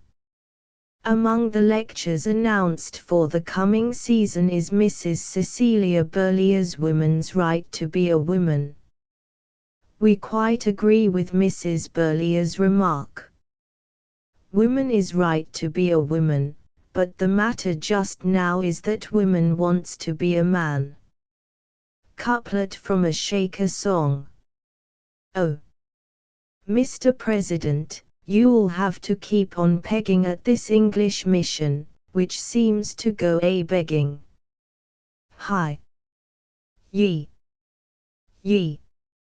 Etc. Extraordinary bargains. A T. Stewart and Company respectfully call the attention of their customers and strangers to their attractive stock of summer and fall dress silks, at popular prices. Striped, checked and chine silks, in great variety, $1 to $2 per yard, value $1.50 to $3 plain foulard, $1.50, value $2 per yard. 24-inch black and white striped $1.75, value $2.50. Striped satins, $1.25, value $2. Plain and striped Japanese, 75c. And $1 per yard. Rich white and colored dress satins, extra quality.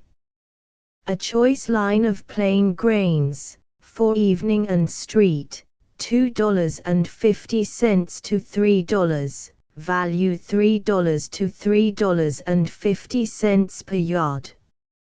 A few extra rich satin brocade silks, American silks, black and colored, $2. Job lot of medium and rich silks. Great bargains. A complete stock black silks, at popular prices. Plain and striped gaze de Chambéry, Alexandre best kid gloves, and C. Broadway, 4th Avenue, 9th and 10th Streets. Punchinello. The first number of this illustrated humorous and satirical weekly paper was issued under date of the 2nd of April, 1870. The press and the public in every state and territory of the Union endorse it as the best paper of the kind ever published in America. Contents entirely original. Subscription for 1 year, with $2 premium, $4 6 months, without premium. 2.003 months. 1.00 single copies mailed free, for 10 we offer the following elegant premiums of L. Prang and Company's chromos for subscriptions as follows: a copy of paper for 1 year, and The Awakening, a litter of puppies. Half chromo. Size 8-3/8 by 11-1/8, $2 picture, $4 a copy of paper for 1 year and either of the following $3 chromos, Wild Roses. 12-1/8x9. Dead Game. 11-1/8x8-3/8. Easter Morning. 6-3/4x10-1/4, $5 a copy of paper for 1 year and either of the following $5 chromos, Group of chickens, Group of ducklings, Group of quails. Each 10x12-1/8. The Poultry Yard. 10-1/8x14. The Barefoot Boy, Wild Fruit. Each 9-3/4x13. Pointer and Quail, Spaniel and Woodcock. 10x12, $6.50 a copy of paper for 1 year and either of the following $6 chromos, The Baby in Trouble, The Unconscious Sleeper, The Two Friends. Dog and Child. Each 13x16-1/4. Spring, Summer, Autumn, 12-7/8x16-1/8. The Kids Playground. 11x17-1/2, $7 a copy of paper for 1 year and either of the following $7.50 chromos, Strawberries and Baskets. Cherries and Baskets. Currants. Each 13x18. Horses in a Storm. 22-1/4x15-1/4. 6 Central Park Views. A Set. 9-1/8x4-1/2, $8 a copy of paper for 1 year and 6 American Landscapes. A Set. 4-3/8x9, price $9.00, $9 a copy of paper for 1 year and either of the following $10 chromos, Sunset in California.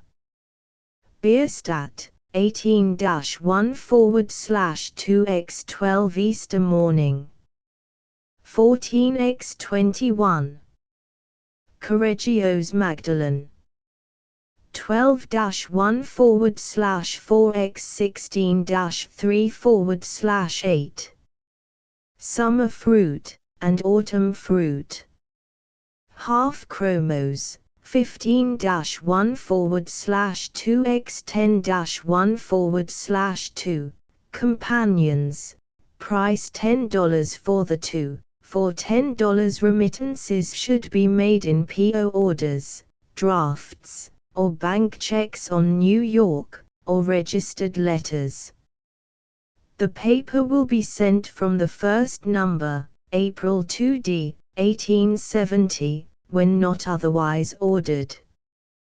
Postage of paper is payable at the office where received, 20 cents per year, or 5 cents per quarter, in advance.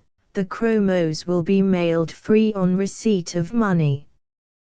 Canvassers wanted, to whom liberal commissions will be given. For special terms address the company. The first 10 numbers will be sent to anyone desirous of seeing the paper before subscribing, for 60 cents. A specimen copy sent to anyone desirous of canvassing or getting up a club, on receipt of postage stamp. Address: Punchinello Publishing Co., P.O. Box 2783, Number 83 Nassau Street, New York. A T. Stewart and Company are offering several lots of housekeeping goods much below cost of importation. 5 to 8 and 3 to 4 single and double damask napkins, from $1 to $3.50 per dozen. Damask tablecloths, all sizes, from $1.50 to $2.75 each. Brown and bleached table damask, all linen, from 40 to 75 c. per yard. Linen sheeting, from 60 to 90 c. per yard. Pillow linens, from 30 to 70 c. per yard. Linen sheets, for single and double beds, at $2.50 and upward. Fringed huckerback towels, $1 per dozen and upward. Bleached huckerback towels, 1 to 2 per yard and upward. Excellent kitchen toweling, in 25-yard pieces, $3.25 per piece. Several hundred pieces linen nursery diapers, various widths, at $1 per piece below current prices. Marseilles quilts and blankets, at low prices. Attention of house and hotel keepers is invited. Broadway, 4th Ave, 9th and 10th Streets, Crocodile Tears. Tourists and leisure travelers will be glad to learn that the Erie Railway Company has prepared combination excursion or round-trip tickets, valid during the entire season, and embracing Ithaca, headwaters of Cayuga Lake, Niagara Falls, Lake Ontario, the River St. Lawrence, Montreal, Quebec, Lake Champlain, Lake George, Saratoga, the White Mountains, and all principal points of interest in northern New York, the Canadas, and New England. Also similar tickets at reduced rates, through Lake Superior, enabling travelers to visit the celebrated Iron Mountains and copper mines of that region. By applying at the offices of the Erie Railway Company, numbers 241, 529 and 957 Broadway, 205 Chambers Street, 38 Greenwich Street, Cor. 125th St. and 3rd Avenue, Harlem, 338 Fulton Street, Brooklyn, depots foot of Chambers Street, and foot of 23rd Street, New York, number 3 Exchange Place and Long Dock Depot, Jersey City, and the agents at the principal hotels. Travelers can obtain just the ticket they desire, as well as all the necessary information.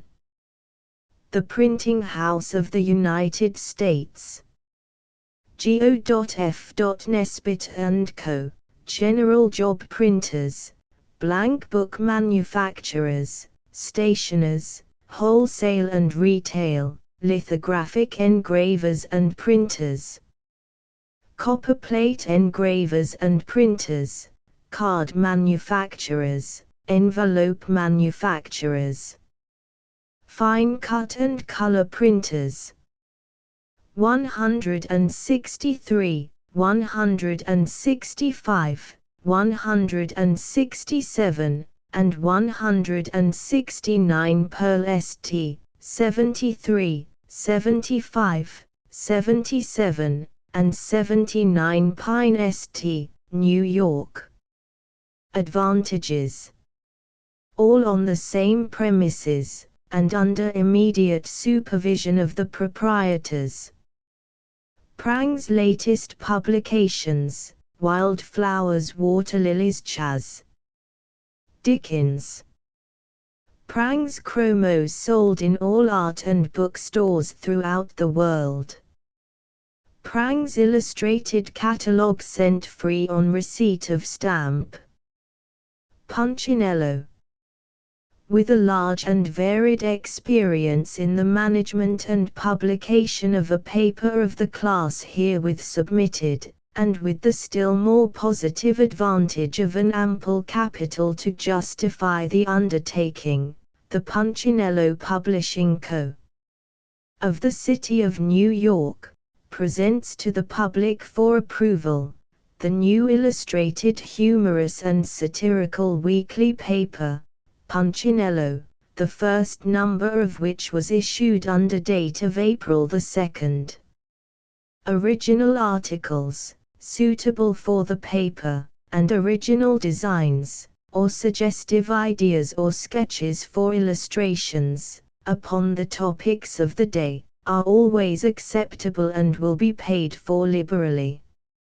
Rejected communications cannot be returned, unless postage stamps are enclosed. Terms: 1 copy per year, in advance, $4 single copies. 10 a.m. specimen copy will be mailed free upon the receipt of 10 cents. 1 copy, with the Riverside magazine, or any other magazine or paper, price, $2.50, for 5.501 copy, with any magazine or paper, price, $4, for 7.00 all communications, remittances, etc., to be addressed to Punchinello Publishing Co., No. 83 Nassau Street, P.O. Box 2783, New York. The Mystery of Mr. E. Drood. The new burlesque serial, written expressly for Punchinello, by Orpheus C. Kerr, commenced in number 11. Will be continued weekly throughout the year. A sketch of the eminent author, written by his bosom friend, with superb illustrations of 1st the author's palatial residence at Bagad's Hill, Tickner's Fields, New Jersey. 2nd the author at the door of said palatial residence taken as he appears every Saturday will also be found in the same number. Single copies, for sale by all newsmen, or mailed from this office, free, 10 cents. Subscription for 1 year, 1 copy, with $2 chromo premium. $4. Those desirous of receiving the paper containing this new serial, which promises to be the best ever written by Orpheus C. Kerr, should subscribe now, to ensure its regular receipt weekly. We will send the first 10 numbers of Punchinello to anyone who wishes to see them, in view of subscribing, on the receipt of 60 cents. Address: Punchinello Publishing Company, P.O. Box 2783, 83 Nassau Street, New York. G.O. W. Wheat & Co., Printer, No. 8 Spruce Street. ******* End of the Project Gutenberg ebook Punchinello, Volume 1, No. 23, 3rd of September, 1870 *********** Updated editions will replace the previous one, the old editions will be renamed. Creating the works from print editions not protected by U.S. copyright law means that no one owns a United States copyright in these works, so the Foundation, and you can copy and distribute it in the United States without permission and without paying copyright royalties. Special rules, set forth in the general terms of use part of this license, apply to copying and distributing Project Gutenberg trademark symbol electronic works to protect the Project Gutenberg trademark symbol concept and trademark. Project Gutenberg is a registered trademark, and may not be used if you charge for an ebook, except by following the terms of the trademark license, including paying royalties for use of the Project Gutenberg trademark. If you do not charge anything for copies of this ebook, complying with the trademark license is very easy. You may use this ebook for nearly any purpose such as creation of derivative works, reports, performances and research. Project Gutenberg ebooks may be modified and printed and given away. You may do practically anything in the United States with ebooks not protected by U.S. copyright law. Redistribution is subject to the trademark license, especially commercial redistribution. Start. Full license. The full Project Gutenberg license. Please read this before you distribute or use this work to protect the Project Gutenberg trademark symbol mission of promoting the free distribution of electronic works. By using or distributing this work, or any other work associated in any way with the phrase Project Gutenberg, you agree to comply with all the terms of the full Project Gutenberg trademark symbol license available with this file or online at www.gutenberg.org/license. Section 1. General Terms of Use and Redistributing Project Gutenberg Trademark Symbol Electronic Works 1.0. By reading or using any part of this Project Gutenberg trademark symbol electronic work, you indicate that you have read, understand, agree to and accept all the terms of this license and intellectual property trademark/copyright agreement.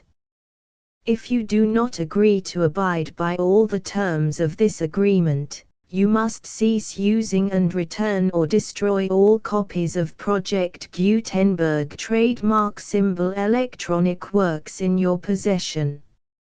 If you paid a fee for obtaining a copy of or access to a Project Gutenberg trademark symbol electronic work and you do not agree to be bound by the terms of this agreement, you may obtain a refund from the person or entity to whom you paid the fee as set forth in paragraph 1.e.8.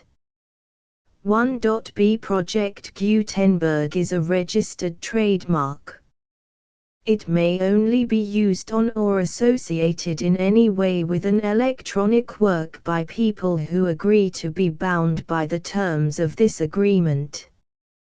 There are a few things that you can do with most Project Gutenberg trademark symbol electronic works even without complying with the full terms of this agreement. See paragraph 1.c below. There are a lot of things you can do with Project Gutenberg trademark symbol electronic works if you follow the terms of this agreement and help preserve free future access to Project Gutenberg trademark symbol electronic works. See paragraph 1.e below. 1.c.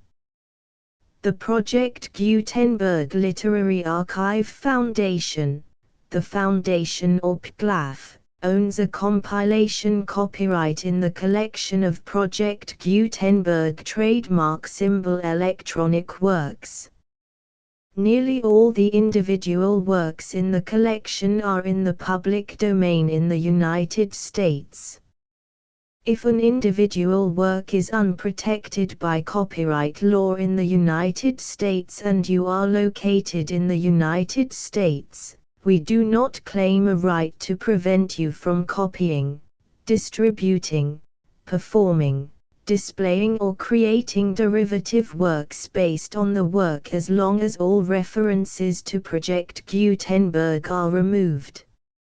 Of course, we hope that you will support the Project Gutenberg trademark symbol mission of promoting free access to electronic works by freely sharing Project Gutenberg trademark symbol works in compliance with the terms of this agreement for keeping the Project Gutenberg trademark symbol name associated with the work.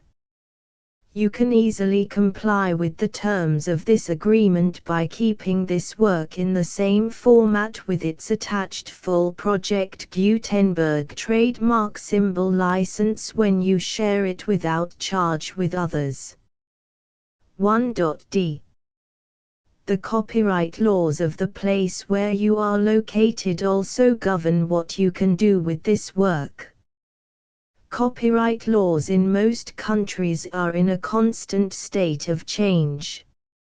If you are outside the United States, check the laws of your country in addition to the terms of this agreement before downloading, copying, displaying, performing, distributing or creating derivative works based on this work or any other Project Gutenberg trademark symbol work.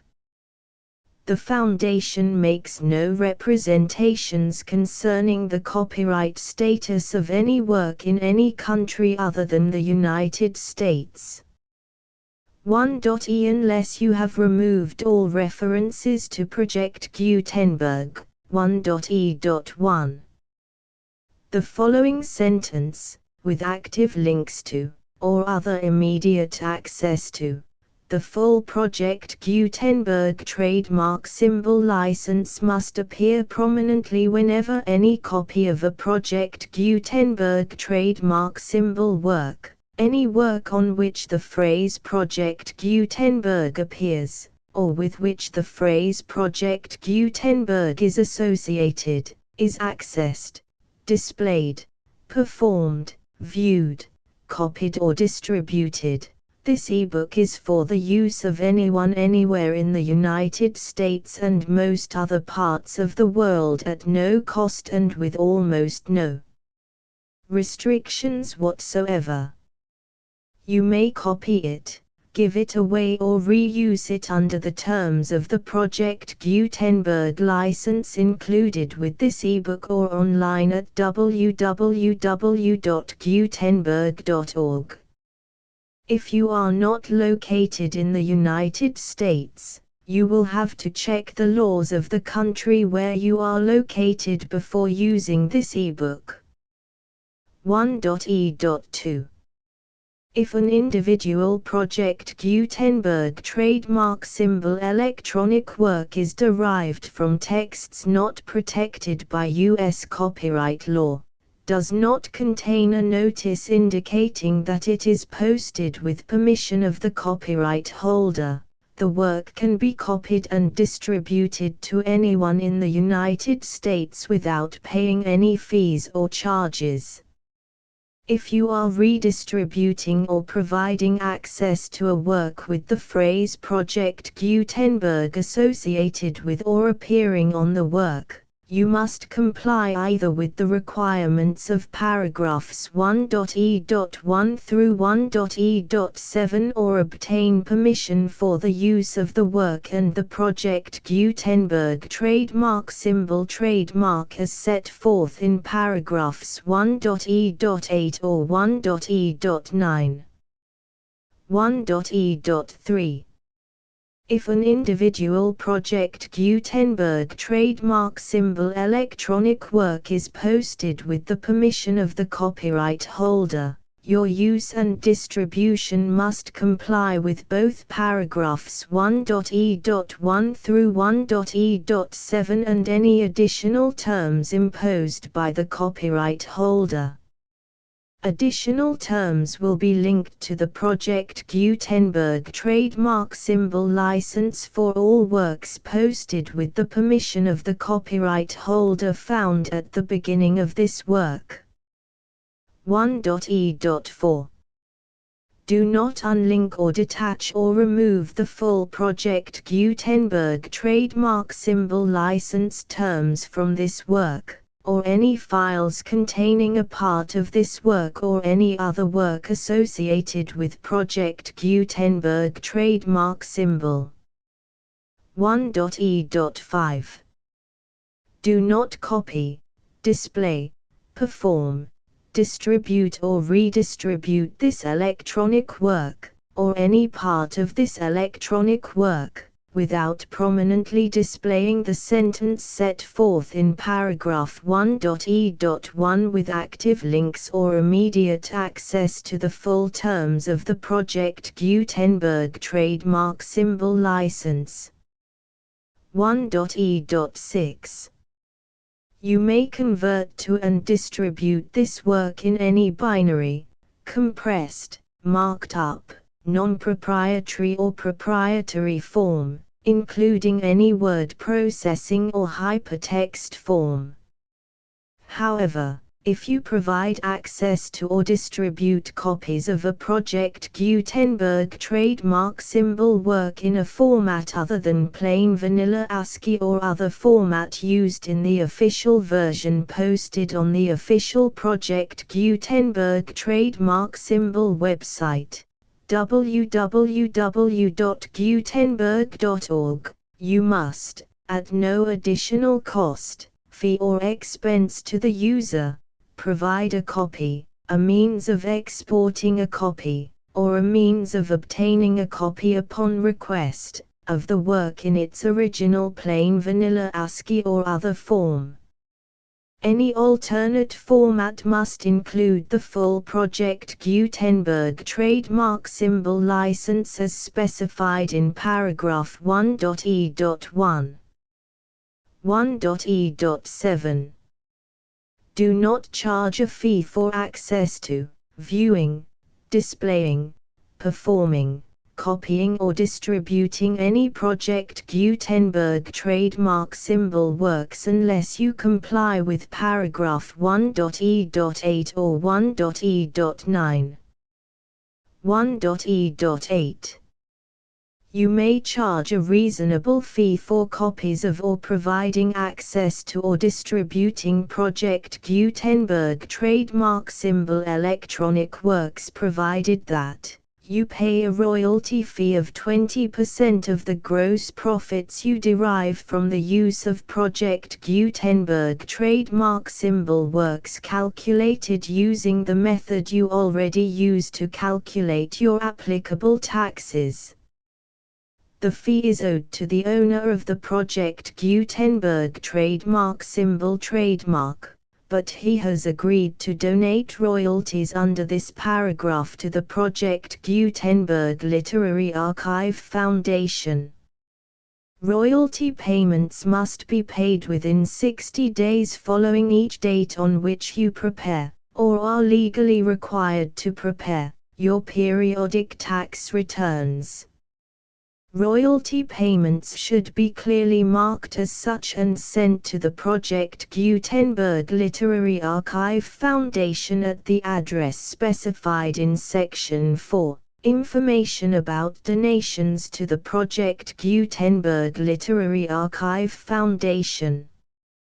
You provide a full refund of any money paid by a user who notifies you in writing, or by email, within 30 days of receipt that he does not agree to the terms of the full Project Gutenberg trademark symbol license. You must require such a user to return or destroy all copies of the works possessed in a physical medium and discontinue all use of and all access to other copies of Project Gutenberg trademark symbol works. You provide, in accordance with paragraph 1.f.3, a full refund of any money paid for a work or a replacement copy, if a defect in the electronic work is discovered and reported to you within 90 days of receipt of the work. You comply with all other terms of this agreement for free distribution of Project Gutenberg trademark symbol works. 1.e.9. If you wish to charge a fee or distribute a Project Gutenberg trademark symbol electronic work or group of works on different terms than are set forth in this agreement, you must obtain permission in writing from the Project Gutenberg Literary Archive Foundation, the manager of the Project Gutenberg trademark symbol trademark. Contact the Foundation as set forth in Section 3 below. 1.f1.f.1 Project Gutenberg volunteers and employees expend considerable effort to identify, do copyright research on, transcribe and proofread works not protected by U.S. copyright law in creating the Project Gutenberg trademark symbol collection. Despite these efforts, Project Gutenberg trademark symbol electronic works, and the medium on which they may be stored, may contain defects such as, but not limited to, incomplete, inaccurate or corrupt data, transcription errors, a copyright or other intellectual property infringement, a defective or damaged disk or other medium, a computer virus, or computer codes that damage or cannot be read by your equipment. 1.f.2 Limited warranty, disclaimer of damages, except for the right of replacement or refund described in paragraph 1.f.3, the Project Gutenberg Literary Archive Foundation, the owner of the Project Gutenberg trademark symbol trademark, and any other party distributing a Project Gutenberg trademark symbol electronic work under this agreement, disclaim all liability to you for damages, costs and expenses, including legal fees. You agree that you have no remedies for negligence, strict liability, breach of warranty or breach of contract except those provided in paragraph 1.f.3. You agree that the Foundation, the trademark owner, and any distributor under this agreement will not be liable to you for actual, direct, indirect, consequential, punitive or incidental damages even if you give notice of the possibility of such damage. 1.f.3 Limited right of replacement or refund. If you discover a defect in this electronic work within 90 days of receiving it, you can receive a refund of the money, if any, you paid for it by sending a written explanation to the person you received the work from. If you received the work on a physical medium, you must return the medium with your written explanation. The person or entity that provided you with the defective work may elect to provide a replacement copy in lieu of a refund. If you received the work electronically, the person or entity providing it to you may choose to give you a second opportunity to receive the work electronically in lieu of a refund. If the second copy is also defective, you may demand a refund in writing without further opportunities to fix the problem. 1.f.4 except for the limited right of replacement or refund set forth in paragraph 1.f.3.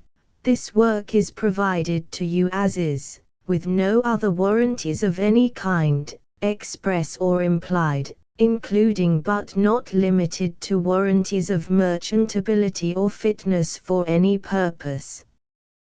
1.f.5. Some states do not allow disclaimers of certain implied warranties or the exclusion or limitation of certain types of damages. If any disclaimer or limitation set forth in this agreement violates the law of the state applicable to this agreement, the agreement shall be interpreted to make the maximum disclaimer or limitation permitted by the applicable state law. The invalidity or unenforceability of any provision of this agreement shall not void the remaining provisions. 1.f.6. Indemnity. You agree to indemnify and hold the foundation, the trademark owner, any agent or employee of the foundation, anyone providing copies of Project Gutenberg trademark symbol electronic works in accordance with this agreement, and any volunteers associated with the production, promotion and distribution of Project Gutenberg trademark symbol electronic works, harmless from all liability, costs and expenses, including legal fees, that arise directly or indirectly from any of the following which you do or cause to occur. A. Distribution of this or any Project Gutenberg trademark symbol work. B. Alteration, modification, or additions or deletions to any Project Gutenberg trademark symbol work, and C. Any defect you cause. Section 2. Information about the mission of Project Gutenberg trademark symbol. Project Gutenberg trademark symbol is synonymous with the free distribution of electronic works in formats readable by the widest variety of computers, including obsolete, old, middle-aged and new computers. It exists because of the efforts of hundreds of volunteers and donations from people in all walks of life. Volunteers and financial support to provide volunteers with the assistance they need are critical to reaching Project Gutenberg trademark symbol's goals and ensuring that the Project Gutenberg trademark symbol collection will remain freely available for generations to come. In 2001, the Project Gutenberg Literary Archive Foundation was created to provide a secure and permanent future for Project Gutenberg trademark symbol and future generations. To learn more about the Project Gutenberg Literary Archive Foundation and how your efforts and donations can help, see sections 3 and 4 and the Foundation information page at www.gutenberg.org. Section 3. Information about the Project Gutenberg Literary Archive Foundation. The Project Gutenberg Literary Archive Foundation is a non-profit 501(c)(3) educational corporation organized under the laws of the state of Mississippi and granted tax-exempt status by the Internal Revenue Service. The Foundation's IN or Federal Tax Identification Number is 64-6221541. Contributions to the Project Gutenberg Literary Archive Foundation are tax-deductible to the full extent permitted by U.S. federal laws and your state's laws. The Foundation's business office is located at 809 North 1500 West, Salt Lake City, UT 84116, 801, 596, 1887. Email contact links and up-to-date contact information can be found at the Foundation's website and official page at www.gutenberg.org/contact section 4.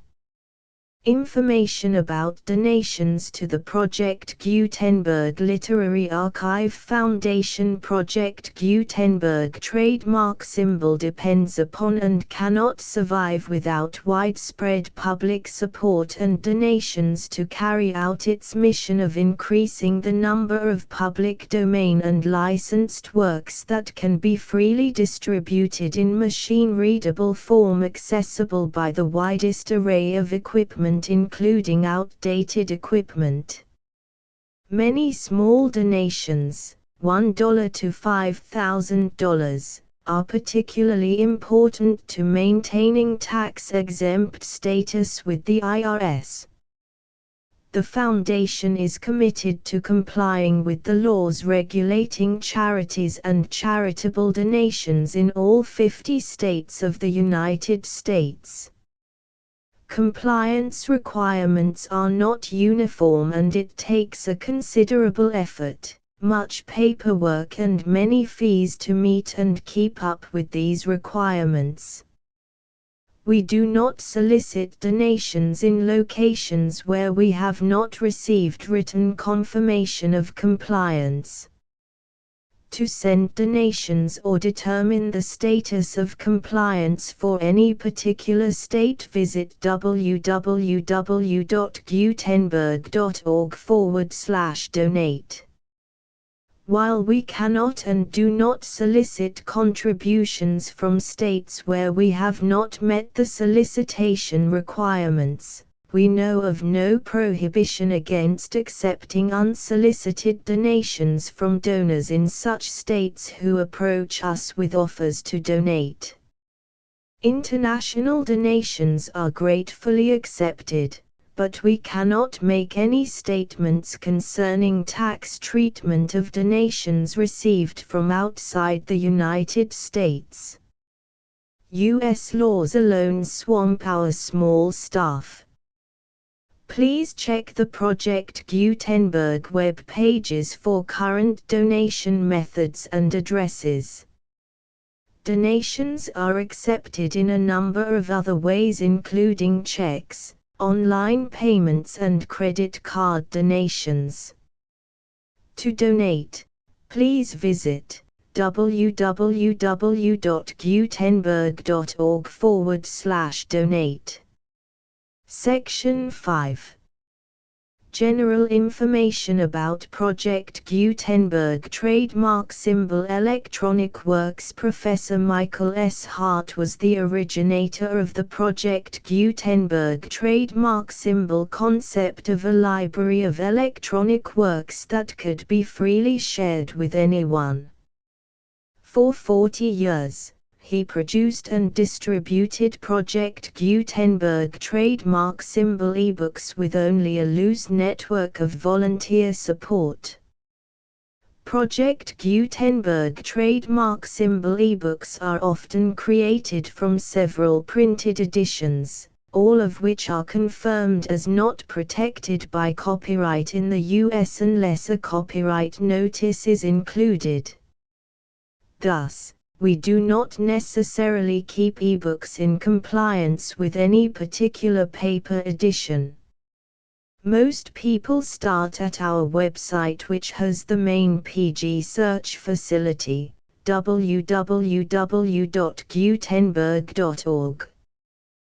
This website includes information about Project Gutenberg trademark symbol, including how to make donations to the Project Gutenberg Literary Archive Foundation, how to help produce our new ebooks, and how to subscribe to our email newsletter to hear about new ebooks.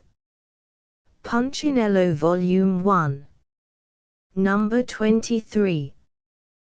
Published by the Punchinello Publishing Company, 83 Nassau Street, New York.